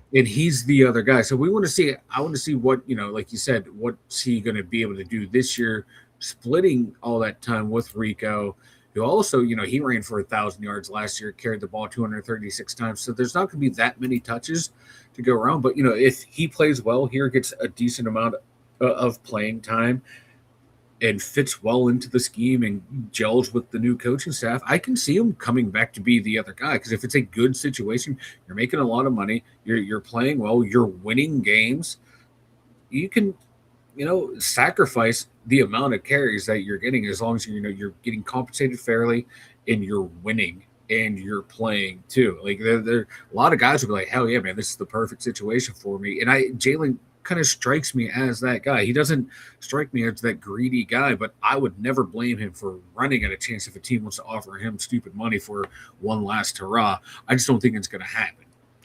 We're going to get into the quarterbacks here in just a second, Mike, but I'm going to use this to get to Cody's quarterback question or comment. He says, Mike only knows Drew Aller. And somebody says this, Cody says, Mike has a Drew Aller poster on his wall. Drew Aller. No, it's not on the wall. It's on the ceiling. Well, that's what it says, but I know you have the one on your wall. Let's go right here to Cody. Tortilla. Tortilla says Cody has Connor Hayward on his bed. So, I'm sorry, Jalen Warren signed through 2027. My apologies. So let's go to a couple ones that I did jump over to get to that particular comment. Cody says Mike is. We did get this one. Ty Muth DK Warren Happy Smith is gone. Yeah, you ain't kidding. And Roman Wilson too. I would assume Roman Wilson again. Cody, let's go past this right here to Cody. Cody says Tortilla is doing karaoke with tortas. Tortilla saying better tie the lamp down. Cody says 200 pounds or more. RB, I have heard there are a handful of teams who see Dunker as a tackle still. This man right here, it just screams guard. Yeah. He screams like he should be in the interior beating up defensive tackles, not on the edge. And I don't think he moves as well to be out as a tackle. I think guard would be the perfect spot for him. Absolutely. He's built like a guard. And again, we'll see, though. We appreciate that. RB would know. Corn 1999 says, well, Steelers will do nothing, bro. That's true. Always great seeing Corn 1999 on the terrible board. Let's scoot along here a little bit further to Mark Maloney. Says, I think Dunker can play right. And that's what I was just going to actually say that. I was going to say, if he plays tackle, I would assume that it would be right tackle. I don't really see him being a backside tackle. I just don't. Like he's built like a guard. He's built like a guard. Yeah, he built like a guard, moves like a guard. Looks like a duck, acts like a duck, quacks like a duck. Put him where he needs to be. Cody does the tush push at home. Like he does the home version of the tush push is what Tortilla is saying. Hey, brother, Fat Jesus doesn't judge, brother. Cody says this. Yeah, he's the opposite of the Jesus. He doesn't judge as Jesus would be the judge. Nope. No, you do your thing. I drink for your sins. He just watches everybody go to hell. Let's go to Cody. Cody says the new. I ain't safe shit except me some lot lizards. Cody says the new Peaky Blinders movie is out. Tater's probably watching it on repeat. Oh, there he is. Look, just speaking of the devil. Look who just walked in. Ugh. Tater Tart on the board saying the Browns number one.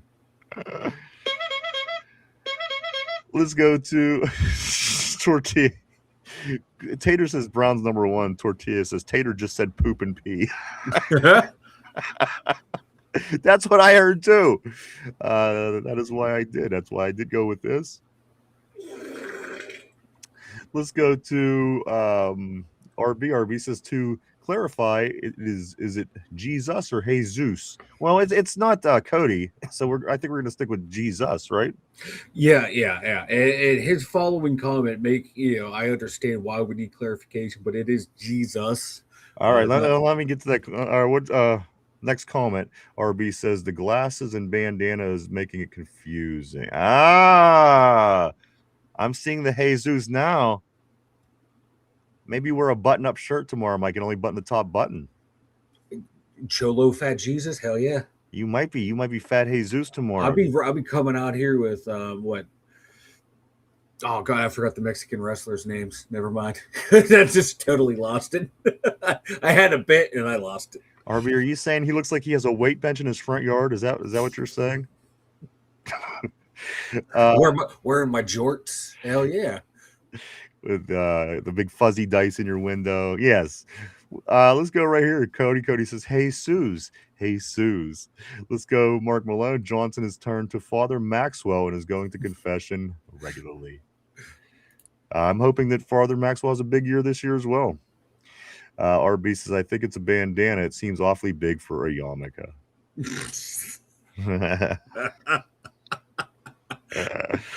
Cody says, when the new Jesus died, they jammed Derpy in the hole to make sure he didn't come out.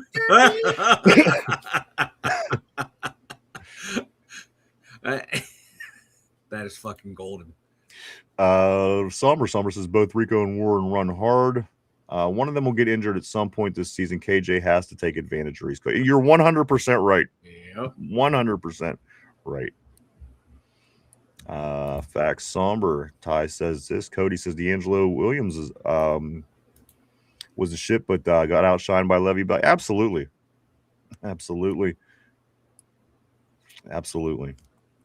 Tortilla says this. Rico can be a 3-down back, and Warren is probably the best back in the league on 3rd down. There's Tater. I hope you had a nice Easter, Tater. I do want to say welcome to 384 Un. He says Steelers, welcome to the terrible board. Welcome to the show, 384. Glad to have you. Hope that you had a great weekend. Hope you had a nice Easter. Let's go to Tortilla. He says Choco Thunder. And yes, Cody, that was the first person that popped in my mind as well. It was Rey Mysterio Jr. Mike Rey Mysterio. Rey Mysterio and Conan. That was the other. Yeah. How about Eddie Guerrero? Hey man, lie cheat steal win. Eddie Guerrero is a saint. Latino Heat. Yes, absolutely. Mike, let's get into quarterbacks.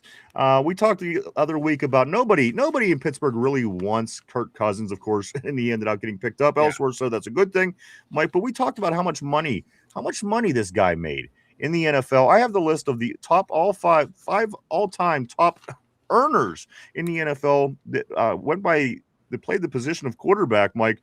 There's 5 of them here. There's 10 Super Bowls that are won between the 5 of them. Let's break this down. The highest paid quarterback in the history of the NFL, Mike. Most money accumulated with $408 million in 1 Super Bowl won. Matthew Stafford, Mike, the highest paid quarterback in the history of the NFL. Matthew Stafford. It's crazy because you hear guys like with all these names that you hear, especially throughout time, John Elway, Peyton Manning's, that everybody. Matthew Stafford, number 1, made more money playing quarterback than any other person ever in the history of the NFL. You know what? I can respect that. He was lighting the league up for a long ass time before he won that Super Bowl. Absolutely, finally escaped the hellhole that is the Detroit Lions. And you know what I think really allowed Detroit this really allowed to happen? It really allowed you to see that Jared Goff really wasn't that good, and that Matt Stafford was better than he was given credit for. Yeah. I like the way that this turned out. I truly do. I'm like, number 1 best, most earned money all time by an NFL quarterback, Matthew Stafford, 1 Super Bowl, $408 million. Number two, top 5 all time earning quarterbacks in the NFL is the Pittsburgh Steelers quarterback free agent Aaron Rodgers. Like $395 million earned in his career, which is the second most amount by an NFL quarterback. Also, a one win. He has a Super Bowl win as well. Like, one Super Bowl and what, like 3 or 4 MVP awards? I think 4 of them. So yeah, that makes sense. so just $13 million less than Stafford. Again, Stafford with $408 million and Aaron Rodgers $395. Now to the point of the conversation, Mike. Number 3 all time on most money earned by a quarterback in the NFL, Kirk Cousins. There you have it. No Super Bowls. Kirk Cousins, $341 million all time, Mike. Third all time money made. Kirk Cousins, and we were talking about that last week. The guy played for 4 teams, and he's been around the league, and never really is. He has good success in the regular season. Doesn't do much in the off season or off postseason. I'm sorry, Mike, but the top third most paid quarterback of all time with $341 million is a guy that never won a Super Bowl and is again probably on this list of people. Certainly by championships won, not as good as everybody else, but Mike, he still managed to make the third highest amount of money in NFL history as a quarterback. That is nuts. He has one playoff win on his resume, made all that money. Good for him. His agent should end up in the Hall of Fame, by far. It's just crazy, man, how like teams will pay money for a quarterback that can put up numbers in the regular season. It's good work if you can find it, I guess. It just baffles me that all that money was guaranteed as well. I was never a big fan of Kirk Cousins. Never was, never will be. It's just mind-boggling to me that he made that much money in with one playoff win. He's the TJ Watt of quarterbacks. I tell you what, he's done more than our team has done in the past 10 years. But you know what? That's beside the point. Mike, I would have taken him over certainly some of the decisions we made over the past few years. Mitch Trubisky, just to start. But anyway, he certainly would have done better, I feel, than all those guys. But Mike, he is the third highest paid all-time quarterback of all time. Let's go to number 4. Now, I mentioned that there was 10 Super Bowls between these 5. So far, Matthew Stafford has 1 Super Bowl, Aaron Rodgers 1, Cousins none. So that means, of course, everybody knows who's coming up. Tom Brady, the 4th highest paid quarterback all time in NFL history, with $333 million, just $8 million behind Kirk Cousins. So let's take a look at this. Tom Brady with 7 Super Bowl wins, $333 million. Kirk Cousins 1 playoff win, $341 million. As you said, Mike, I think that agent needs to go to the NFL Hall of Fame for Kirk Cousins. There's no other explanation for this.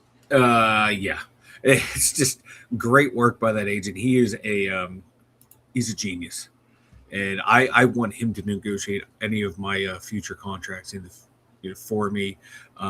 It's how you can get Kirk Cousins guaranteed money like that for years. It's crazy. He's serviceable quarterback. Yeah, man. He can sling the ball, but my God, when the pressure rises, he crumbles.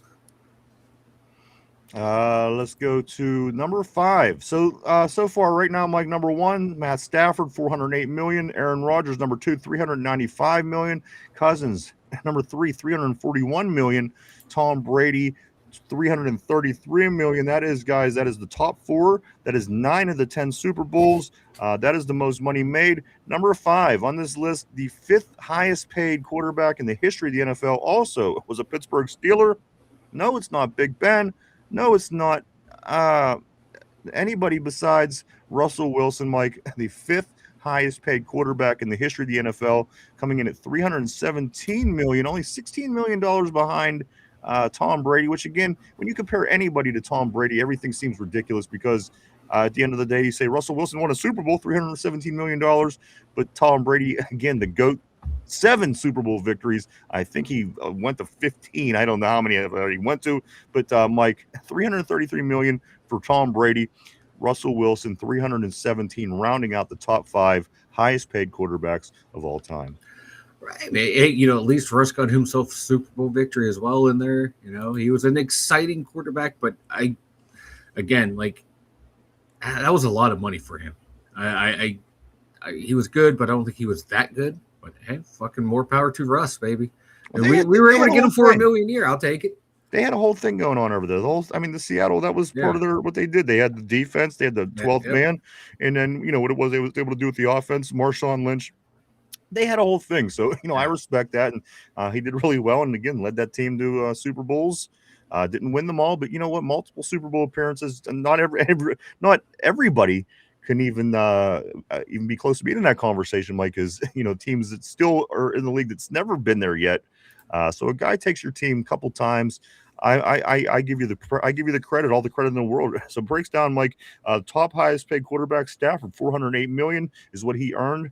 Aaron Rodgers, $395. I'm sorry. Kirk Cousins, $341. Tom Brady, $333. Russell Wilson, $317. Mike, that is the 5 highest paid quarterbacks of all time. Any surprises on there? Anybody that you thought maybe was going to be on this list that didn't quite make it yet, or anybody that is on the list that you didn't think was going to be there?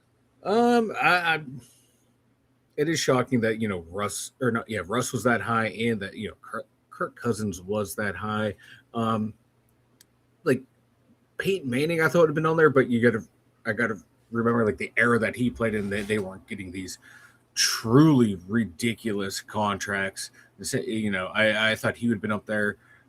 Surprised Mahomes isn't up there, but his contract turned out to be team friendly when he signed it. Like for what, like a $250 million? It was like, oh my god, this is going to kill their team. But that contract seems more and more affordable every day. So there's a couple surprises there. Absolutely.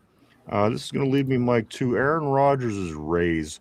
Last year he played $13 million for a season. That seems to be what the going rate for somebody like him is going to be.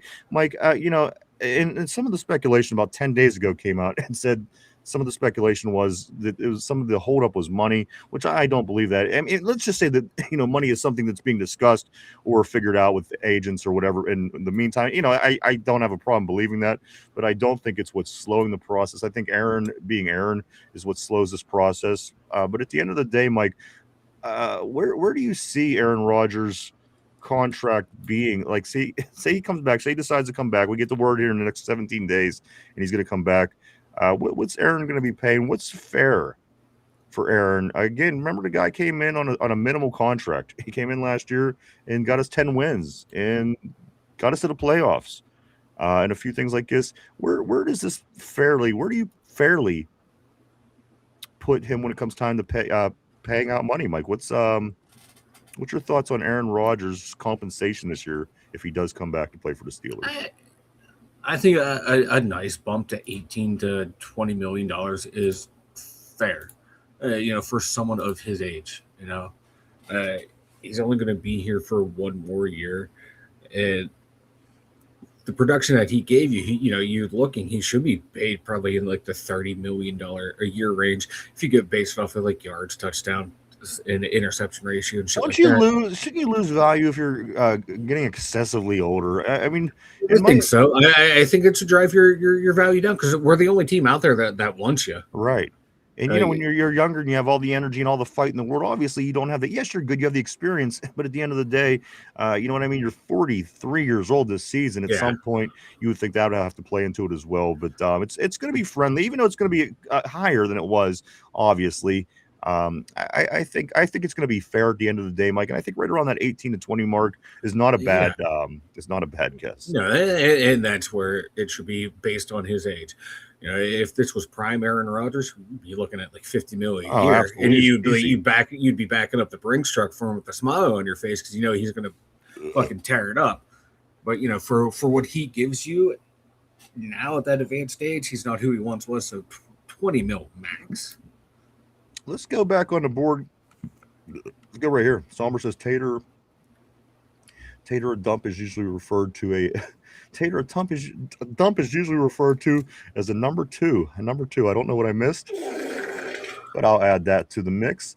Let's do scoot up here to Cody. Cody says he spent all that money on his teeth. Good Lord, Somber says. Cody says I'd pick Stafford over Rodgers any day of the week. I'd give him a run. There's nothing about me that would turn Matthew Stafford away. Again, he showed you while being in Detroit when the team was no good, he continued to be a good quarterback. And then we went to Los Angeles and won a Super Bowl there, something that the Rams haven't done since '99. And Kurt Warner was in the house. But Stafford, I'd give him I'd like, and he was last year. We were talking about options before he signed that contract with the Rams. He was certainly somebody we talked about in abundance here on the show. Would love to have. Would have loved to have. I would love to have had him, but like the rumors of like his back being so bad, he couldn't barely walk and couldn't throw. It was like, you didn't want him, but like when you found out he was actually healthy, he's like, fuck, man, you would have been great to have had last year.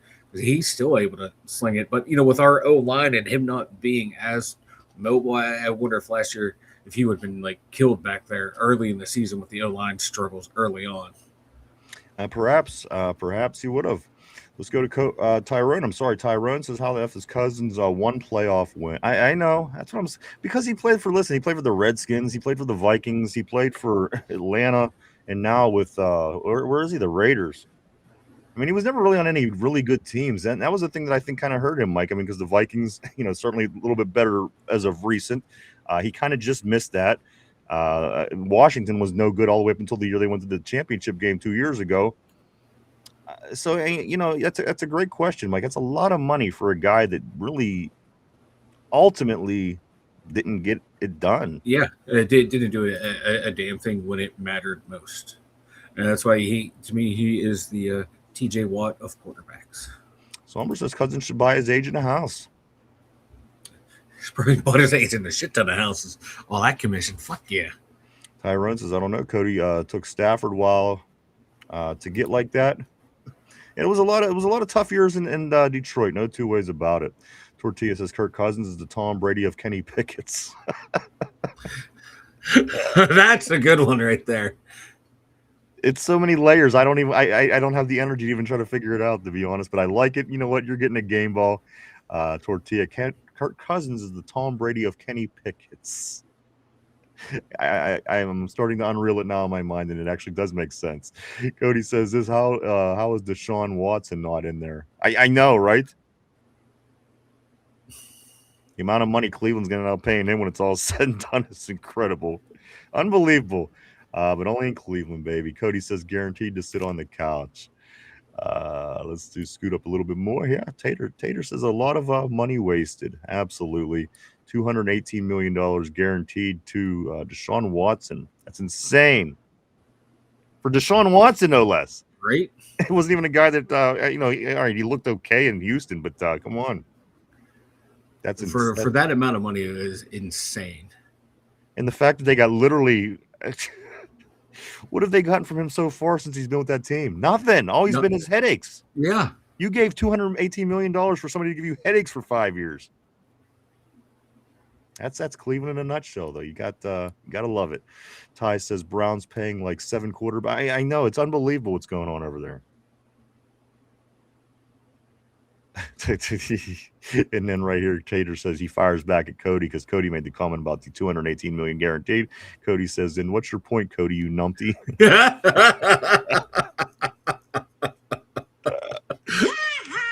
You numpty.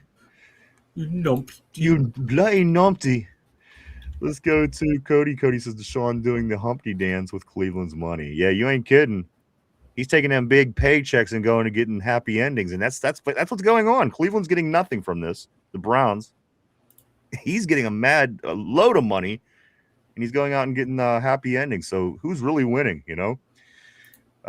Tater Tot says this. Piss Puke paid Charlie Batch about $200 over 10 years. Well, he was probably one of the better backup quarterbacks in that time period. And Charlie, what? What? $200 million to Charlie Batch? He earned $23 million in his career. All right, there you go. I thought this didn't sound right, Tater. There you go. Let us fix this for you. It sounds like you're confused. Charlie Batch made Mike how much? 23.6. 23.6, and that was in his career. Yeah. There you go, Tater. can only imagine being in Ireland trying to figure all this stuff out. Tortilla says Tater eats Dollar Tree eggs. Those are the ones that when you fry them, they're like rubber. What's going on with our food anymore? But anyway, what is it? Dollar Tree egg. Oh yeah, the Dollar Tree is the worst. Steeler Freak, what's up, dude? Always great seeing John on the terrible board. He says this: Roger's got to pay his AI wife. Don't be lowballing his ass. Great seeing you, John, as always, my man. Also, Somber says this: $15 million max. Rustin Fieldson got us the same record. Let's go to Mark Maloney. He says Taters, deep throats, haggis. Steel Loyal says terrible compensation Tater. Or everything the Browns do, though, they have that shit touch, like the Midas touch. Everything they touch turns to shit. It's never changed. It's never, in my life, that's never been any different. Never. Isn't that incredible? They've just been bad at everything. Who the hell is the worst team in the league for 50 straight years? I mean, come on. John says Rodgers isn't on the same level of Stafford. Stafford would get picked up by 27 teams by now. Absolutely, but we'll see when he's 43 years old. We'll see how that all goes. Steel Loyal says Rodgers is also 6 years older than Stafford. Let's go to Steeler Freak, where John says Cousin is the third highest overall in pay as far as quarterbacks and only one playoff win, one playoff game. That's even worse. At least some playoff losses could account for something. Let's go right here to Steeler Freak. Also says this: as soon as I get a feeling you guys are going nuclear, I will say something. No more B. You tried to warn him. You tried to tell him, don't take the bait. He just don't listen. But the thing is that, like, the chat's delayed, so I didn't see it in time. He's as stubborn as a mule. How dare you speak of fat Jesus that way? Let's go to Ty. Ty says Tater, that's crap maybe. Tater was counting in euros. There it is. That's what it was. Tater was counting in euros. That's how he got so far off. Or pounds. Ty says, see, Browns fans just say dumb shit. They sure do. And John insists that I bait. Yeah, sometimes. Sometimes. You know what, Gail? I do want to say welcome. Let me try to Gail's man Papu 869. Welcome to the show. I think we saw your name before. I do want to say welcome back, or if we haven't, welcome. Dexter Lawrence to the Steelers. I mean, we would love to have that be the case, especially with our defensive line situation, Mike. People go on and on about how great Harmon looked as a rookie, and but at the end of the day, obviously Cam Hayward doesn't have much time left in him. And even with some of the depth that we do have, like Y.A. Black, he still has room to improve. So I would love to have a Dexter on our defensive line. But, Mike, at the end of the day, it doesn't seem very possible, does it? I don't think so. He's due his $26 million or about $27 million cap hit this year. Like I said, if there's anyone who can make it work, it would be Omar Khan. I'd love to have big old sexy Dexy on my team. It did take a little dip last year in production, but yeah, that team was ass. Bring him over here. I think he'd be rejuvenated, and we'd find a way to make him work. I mean, you know what? And as Gal's saying, I mean, it would be great. I would love it. But again, there's just a lot of things that we have to take care of right now. We kind of went through our free agency period. We kind of spent some money. And again, there's just things that we have to take care of right now and get some things shored up, and still trying to figure out our quarterback salary. So it's tough, especially a guy that makes good money like he does. Can Omar Khan make it happen? Probably. And would I love to see it? Absolutely. But I just don't know. I just don't know at this point, Mike. There could be a lot of teams sees this information and gets very excited and does react and jump on it. I just don't know if we're in position right now to make this particular move. However, I would love it. Hey, I would too. I'd take it in a goddamn heartbeat. I would too. John says, Mike, I will call Ryan out when he gets in his jousting mood. I do want to say also, welcome to John. John says, afternoon, fellas. Dude, of course, What on the up, terrible homie? board. Great seeing Dude. Big weekend, big weekend here in Pittsburgh as it is moving forward, guys. Just 17 days away from the NFL draft right here in Pittsburgh, PA. Cody says, you can't see Derpy because he's jammed in Mike's door frame. Can't see Derpy because he's jammed Derpy. in Mike's Wow. door frame. I would never let Derpy know where I live. I'm not stupid. What about when he was talking to going down to the draft, and he was like, "Well, I guess I could probably go, but I'd have to be able to stay at somebody's house. Finch, would that be okay?"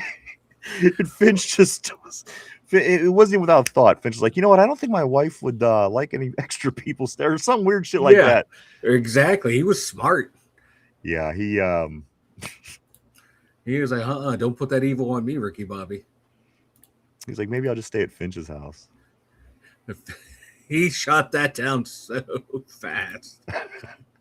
And the thing about Finch's wife, she's like the nicest person in the world. She'd probably like, yeah, let him. He could come sleep on the couch. Well, we'll find a spot for him. He could live down in the basement. Yeah, there's ample room in that in the studio. Yeah. Finch, he didn't waste a second. I don't blame him because I would be like, hell nah, to the none, nah. I wouldn't mind if he stayed at Finch's house. At Finch's house, yes. Not my house. I have no not the problem with that at studio, all. Nothing. I have no problem with him going to Finch's, to be honest. Let's go to Steel Loyal says, I wish, Gil. I do. Listen, if Dexter Lawrence comes here, dude, I'm gonna be thrilled. Again, especially with the state of this defensive line. Mike, I don't know if enough was done during this offseason to justify what we went through last year with stopping the run in some games. Yes, Miami run game we were able to stop, but you know what? Miami's not a good team. They had at the time they were running well, but on the other hand, a team that's not exactly a great running team. The Buffalo Bills come into town and run for 250 yards against us in our home stadium. So again, did we do enough that's going to be able to stop the run? Inside linebackers, still the same, still Queen, still Wilson. Defensive line, still the same. So again, this is a concern of mine, certainly knowing that we're going to be going after offensive linemen and a wide receiver in the draft, more than likely on the top part of the draft. So at what point, Mike, does this defensive line get fixed? And boy, with getting a Dexter Lawrence on that defensive line certainly answers some of those questions. It would.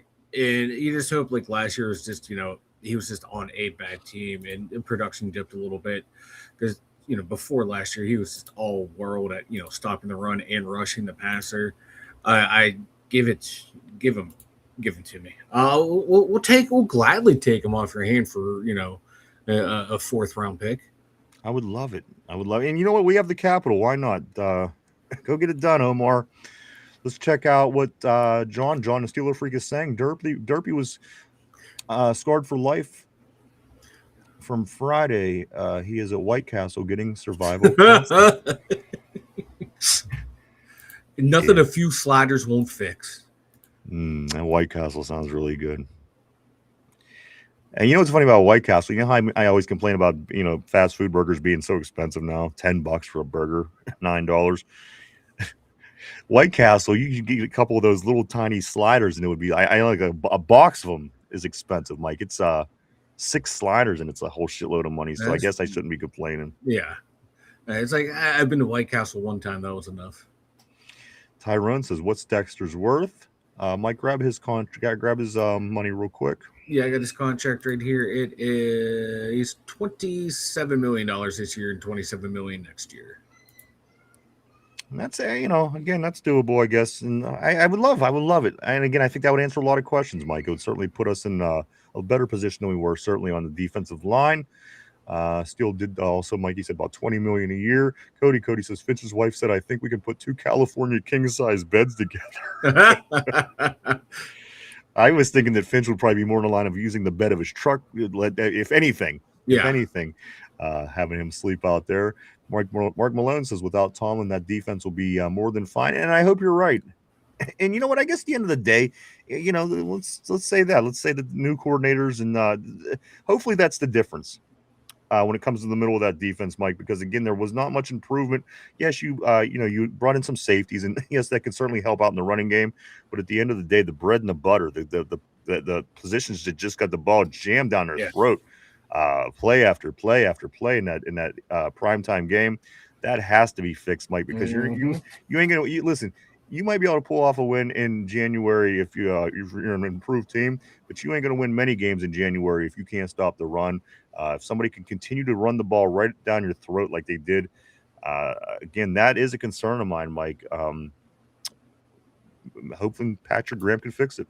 Hopefully. If not, it's going to be another long season. Let's go to John. John says Costco hot dog, baby. Costco hot dog. Also, Steel Loyal says Costco pizza is good as fuck. Tater says, why would he leave a team on the team he actually requested to be traded? See, I don't think Tater gets all the information over there. I don't think so either. Or I don't think he has the brain power to process all the info. Well, he is a Browns fan, but as of I don't know, recently, Dexter Lawrence has requested to be moved from the Giants. That's what's going on there. Also, Steel Loyal. Oh, there it is. Steel Loyal says he requested a trade. Tater, use your brains for once. You numpty. Yeah, numpty. He thinks that the Deshaun Watson is a good deal. Cody said, why did Deshaun Watson leave a team on the up and up for Cleveland to make money without playing? Yeah, he was. Houston was looking better and better as the years went on, and then he went to Cleveland, and you see how that played out. Where are we here? I think we were caught up on the messages. Mike, why don't you go ahead and tell everybody about the website? Head on over to the dumyinzers.com. You know, it's over there. We got all of our draft insight. We got our all of our social media over there. All kinds of fun stuff happening over at the2dumyinzers.com. I did hit a snag today with the mock draft. I had a nice long thing written up explaining every goddamn pick I made, and it crashed. And it did not save on me. But I did get a mock draft up there. Brief little explanations on a couple of the picks because you're going to look at it and you're going to scratch your head. Just read the little comment to the side and explains the thought process from Fat Jesus, baby. Check it out at the2dumyinzers.com. Go check it out, everybody. A lot of cool things over there. Mike's done a lot of work, and there's articles by Chop. There's articles by RB. Lots of good stuff leading up to the draft, guys, as the draft is just 17 days away right here in Pittsburgh, PA. Here's something really cool, Mike. Something that I pulled up from somebody had put up from the Pirates over the weekend as they did open up their home schedule. There was a pretty cool area, I guess, built between the two stadiums next to the PNC Park across the from the Red Garage and the Red 5A lot next to the Hyatt. Mike, it has like a stage, a big, huge screen, like a big like a jumbo screen. It has food. Looks like donut shops are in there. It used to be one of the colored lots. It was taken at the game, Mike. So if you are down in Pittsburgh, especially with the draft coming up, especially with the Pirates playing 10 of their next 13 games at home, the Penguins heading toward the playoffs, go check it out, Mike. It looks really cool. There's a picture, a bunch of people down there enjoying themselves. Pittsburgh is putting a lot of work in, certainly right now with the draft being just a couple weeks away. Lots and lots of things going down. Every day I open up the paper, Mike, this is happening because of the draft. This for vendors, this for business, this for travel, this for this and that. So again, go check that out. Used to be the old red lots. Let's do get to the trivia question of the day. This is going to be a draft question. It's going to be all month, at least for the next 17 days here on the show. This is a draft question, guys. Put on your thinking cap, Mike. Put on your thinking cap, everybody. Let's get into the question of the day. Here we go. You ready? I'm ready. All right. From 1965 to 2014, the NFL draft was held in New York City. Which city stopped that streak in 2025? Question of the day. 1965 to 2014, the NFL was held in New York City. Radio City Hall, I do believe. But the question of the day is, which city stopped that streak in 2015? Take a minute to think that over, guys. We're live 5 days a week right here, Monday through Friday, 11:30 a.m. to 2:30 p.m. every day right here on the Tube. On Tube. So the question of the day is this: all those years, you remember it was New York. Every year it was New York. Everybody to New York, New York, New York. They switched it, started going each to different cities. There's been about 10 since then, different places that they've held the draft. Which city was it? Which city was it?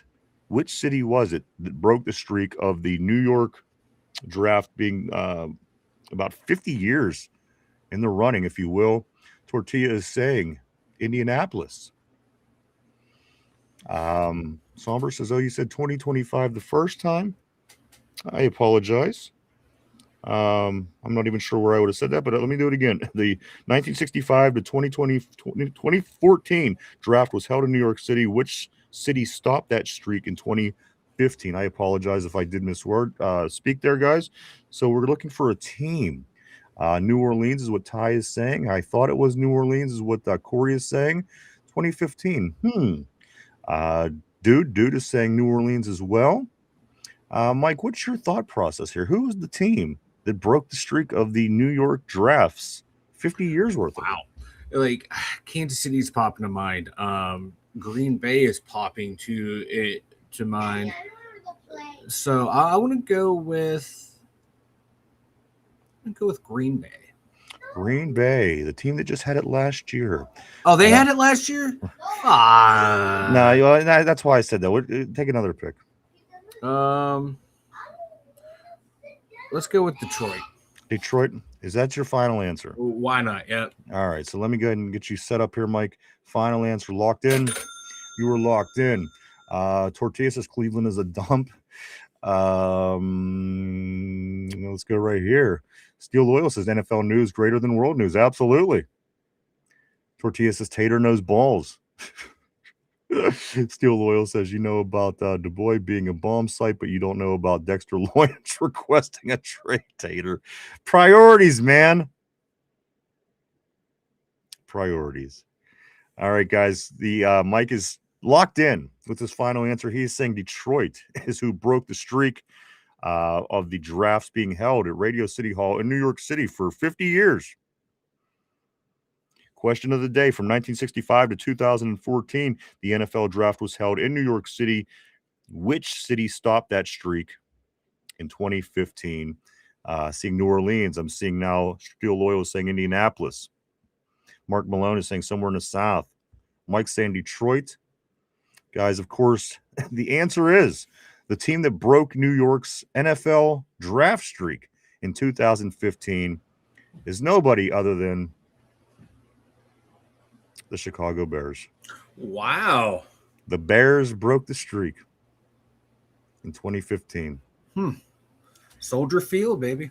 So there you go. There you go. The Bears did it. I wouldn't have known that. I'm going to be honest with you. If I didn't look it up, I wouldn't have. I certainly wouldn't have guessed it to be Me the either. first. I forgot they had it there. Steel Loyal, he says, I was close. LOL, Illinois, Indiana. Well, same state, kind of, sort of, right? Yeah, I was in Green Bay. I was close too. Or same shit, rather, obviously, not the same state. Corey says, don't drink that. That's something you don't hear every day. The Bears are technically in Indiana, so I was right. I guess so. In Tortilla, I saw Tater fall to his knees at a massage parlor. Let me just kind of go back through, make sure I didn't miss anything here through these messages. Because there was some at one point here, Mike, where at least you clean your streets off. Yeah, we got issues in our streets here in America. You just worry about what's going on in Europe. Let's go right here. Did I make it before the show? You did. Where am I at? Without Tomlin. Okay, I think I got it figured out. Let's go right here to Tater and Derby are kissing in aisle 3. Corey says Tortilla says Derby and Tater are kissing in aisle 3. Let's go to Somber. Somber says berry smoothie and a pepperoni slice. Talking about Costa, of course. Mark Malone, highest paid and worst coach D in the league last year. Like I've always said, there has never been a coach in the history of the NFL that has done less with more than Tomlin. Steel Loyal says, yes, sir. Somber, you know ball. Tater says, at least clean your streets for the draft. We have lovely streets here in Pittsburgh, as a matter of fact. They have a lot of holes in them, but you know what? Damn it.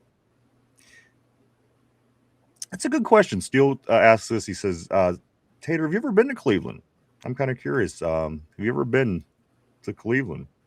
Maybe that's the problem. You need to go there to understand. And you would think, Mike, you would think he would probably leave with a different mindset, but you You never would know. think so. You would think, but this is what we're dealing with right now. Clean your sheets, Tater. Clean your sheets, Tater is what Somber's saying on the board. Steel Loyal, no room to talk at all. Is what Steel Loyal is saying. You clean and Tortilla says Pittsburgh looks like fucking Du Bois compared to Cleveland. You said 25. Got you on that one. Let me scoot up here. Tater, not a good comparison. Du Bois is a bomb site at present, and blah, blah, blah. Nobody cares.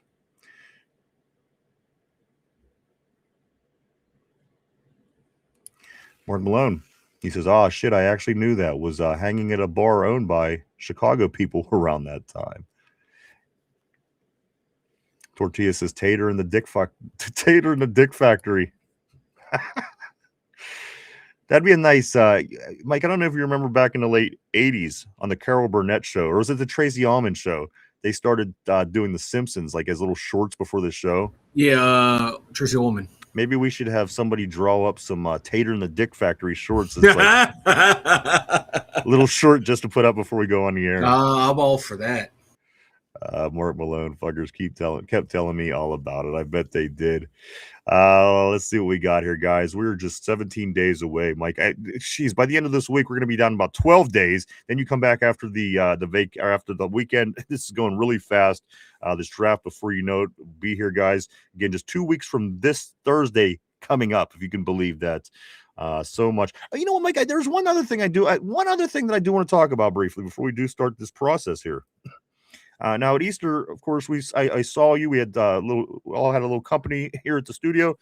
I heard a conversation that I overheard this conversation, as a matter of fact, and I really I need to get some detail on this, Mike. So this conversation was being had over the Easter weekend, and Mike doesn't even know I heard it, but I did. Mike, how did you get your name? All right. So I have two older brothers. I thought I've talked about this before, but apparently I didn't. Okay. I have two older brothers, and mind you, this is the 80s. My middle brother said, "You name it after me or I kill it." My parents were like, "All right, fine, fuck it. Take your middle name." Boom, that's his first name. So you literally... Yeah. I mean, you know how little kids are. I remember asking my middle son when my third son was being born, what should we name him? So the middle brother in your grade said, I want him to name, because his middle name is Michael, if I'm not mistaken, if I got the story correctly. So the brother is a little kid, says, I want you to name him my name or I'll kill it. Mm-hmm. And this is how you actually ended up getting your real name in real life, was your brother named you his own name. And the reason was because he would kill you, the little baby, if your parents didn't name you that. I think this is such an underrated story, because again, the fact that you have to share your name, your first name, with your brother's middle name, I think is funny. I don't know. For some reason I thought that this was a good story. And then the fact that he referred to you as it. How much older than you is he?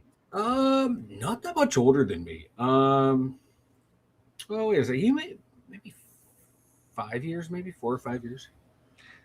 Just funny though. Again, Mike doesn't have an original name. His brother named him because that was his name. So again, I thought that was funny. Some people have meaning to their name. Like the meaning to your name will never not make me laugh. I just gotta be honest. It's great, man. It's a good story to tell. It is. It's a good Easter weekend story to tell. Yeah, and like at the time too, when I was younger, I had tonsils and adenoids that were so swollen. I had trouble hearing. I had trouble talking. My parents one of them was bound to be retarded.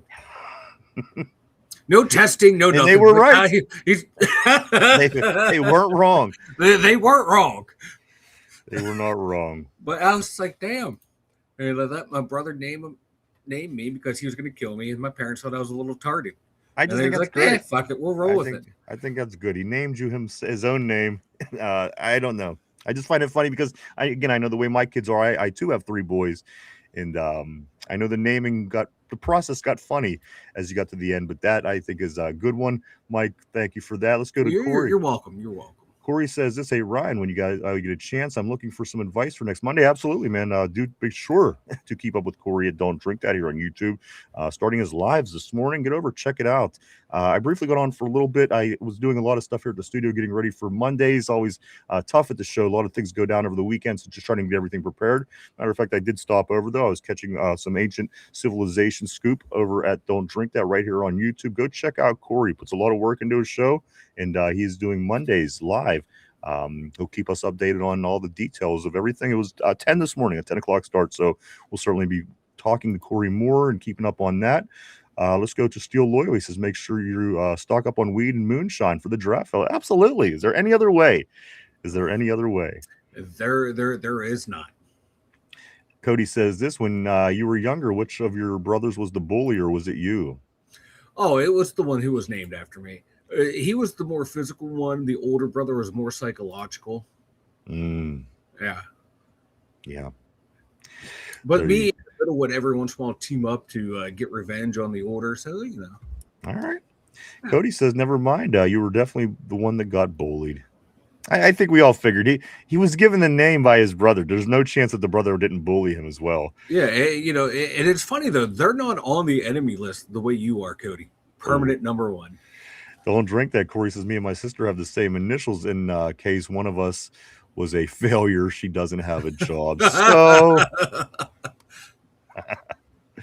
and the days, what's up, dude? Always great seeing End of Days on the Terrible Show. He says this 17 days is too long. Can't wait until Rogers retires. Ty, great show, you bastards. We appreciate that as well. So much. Goat, of course, Ty the Goat. Thank you for that. We appreciate that, man. 17 motherfucking days. He says, Cody says, oh, thanks, Mike. You're my number 1, too. A few things as we do get ready to wrap things up for this Monday installment of the show. We'll be back tomorrow at our regular time to do it all over again. A lot of sports going on here in Pittsburgh. I'll talk about that as we wrap things up. But I do want to say this, with all the sports, I know that you're going to need a drink at the end of the day with some of them, certainly Pittsburgh sports. And if you do stop and get yourself some Duquesne Pilsner. Duquesne Pilsner now available in 6 and 12 packs at Giant Eagle, also wherever cases are sold. Spreading its way across the land. I know the people at Duquesne Pilsner are working their asses off, traveling the country far and wide to get the product out there. Duquesne Pilsner, delicious beer, Mike. Always on tap here in the studio. Certainly was this weekend for Easter. Made right here in Pittsburgh. It says on the can, grab a Duke. Grab a Duke. Also, what else do we got? Go check out any of our social media, guys, if you want to keep up with what's going on with the two Dum Yinzers on a day-to-day basis. Go check us out on Facebook, X, formerly known as Twitter, Instagram, Threads, even TikTok, guys. Swing by, hit the follow button, keep what's going on with the show from a day-to-day basis. And if you haven't had a chance yet, do hit the like button down below. Hit the like, the sub, the share, or even leave a comment. It all helps in the algorithm, guys. We appreciate it all. Tonight, Pirates back at it, Mike, coming in with their 5-game winning streak. That's right, the second best record in all of the majors. Getting ready to touch that 1/16th of the season mark, Mike. 16 times this will have to be done. But after the first 10 games, the Pirates sit at 6-3 heading into that 10th game tonight. 5-game winning streak. Swept the Orioles over the weekend. 10 of the next 13 games at home. In the next 3 pitchers for the Pirates tonight will be Bubba Chandler. Tomorrow will be Paul Skeens, and then Mitch Keller on the hill the day after that for the Padres, who are coming to town. Pittsburgh is getting really very excited about their Pirates. I can't blame them. And also the big game tonight is the national championship for the NCAA as Michigan and Arizona go at it. That game is an 8:50 start tonight. Mike, anything, your thoughts on today's show? I think it was a great show. Other than Cody being here, that big bully, my nemesis. It was a good show, man. I 17 days till the draft. I can't wait. Dexter Lawrence, man. If somehow we can find a way to get him, I'm all for it. It's not, it doesn't have that, not young, but he's still not an ancient player like Cam Hayward. And I think he still has a lot left to give. So I tried to make a play for him. If you want to be a contender this year, I'd say go out and try and get him from New York. I agree. I would love to see Dexter come here. So maybe, Mike, as you know, sometimes the news pops off right after we go off the air. Maybe that will be the first news we hear today. But we will see again. We don't know if it's a pipe dream. We don't know. Matter of fact, I just learned it this morning on the show. I didn't know anything about it prior to Dexter Lawrence. Would you trade Highsmith for Lawrence, Mike? Cody is asking on the board. Ooh, that's a Fuck it, yeah, because that will get Nick Herbig into the starting lineup. All right, there you go. Let me grab a couple more of these messages, as that is where we are at this point of the show. Let's go right here to Somber. He says, grab a Duke. Also, Cody says, Mike has my name on a piece of paper like Steve Buscemi on Billy Madison. Damn straight, brother. Also, don't you forget it. Tortilla says, Cody is Penn State's #1 sperm donor. Steel Loyal, go Braves. Cody, we did get that one. Steel Loyal said, hell yeah, dude. Hell yeah, I would. Steel Loyal said, that's my favorite thing you said, Cody. Also, that's my favorite thing you said. And then Corey says, no trade. TJ Harbaugh would get a hard on for that. Tortilla says, do they need an edge rusher, though? I'm glad I don't think so, but, fuck them. So there you go, guys. Also, I do want to say thank you to everybody for coming and hanging out and checking us out today. We certainly appreciate each and every one of you. We truly, honestly do. We wouldn't do it without you guys. Thank you so much. I want to say thank you to everybody on the board. You guys always keep things interesting here on the show, and you always keep the thing going. You guys are the lifeblood of this show. We couldn't appreciate you more. Thank you to everybody on the board. Also, I want to say thank you to everybody at home. Maybe you're in the car, maybe you're at the gym, maybe you're at your job. Listen, and anywhere be the case, thank you so much as well, guys. Very grateful. Thank you, everybody, for all your support. Mike, so tomorrow we got a little Buccos tonight. We have a little national championship. Matter of fact, who are you taking tonight on this national championship? We have Michigan. We have Arizona. Who do you like? I got Arizona, man. They're my last team remaining. All right, I'm glad because I'm going to take Michigan. That works for me. I'll take Michigan. You take Arizona. Again, tonight, 8:50. That caps off the NCAA season. That caps off the March Madness, if you will. Tonight, 8:50, Michigan, Arizona. I'll take Michigan. Mike will take Arizona. Pirates, again, starting a series today against the Padres. That's a 6:40 start. We'll be back first thing tomorrow to get into all that stuff and so much more. And again, hopefully some good news, Mike, as far as the Steelers maybe grabbing a sexy Dexy, something, who knows, but we'll certainly keep on top of that and everything else to gather all that information together for tomorrow's show. I do think that's everything, Mike, unless I'm missing something. I think we got it all, brother, man. This is a hell of a show. All right, guys, we do appreciate everybody for everything. We'll be back tomorrow to do it all over again. We hope everybody has a safe Monday. Hope everybody had a safe Easter weekend. It was nice seeing everybody back today, but we'll be back tomorrow. Hope to see everybody then. For Chop, for RB, for Finch, for Derpy, for Mike, myself, the two Dum Yinzers. Have a great Monday. We'll see you tomorrow. Bye-bye.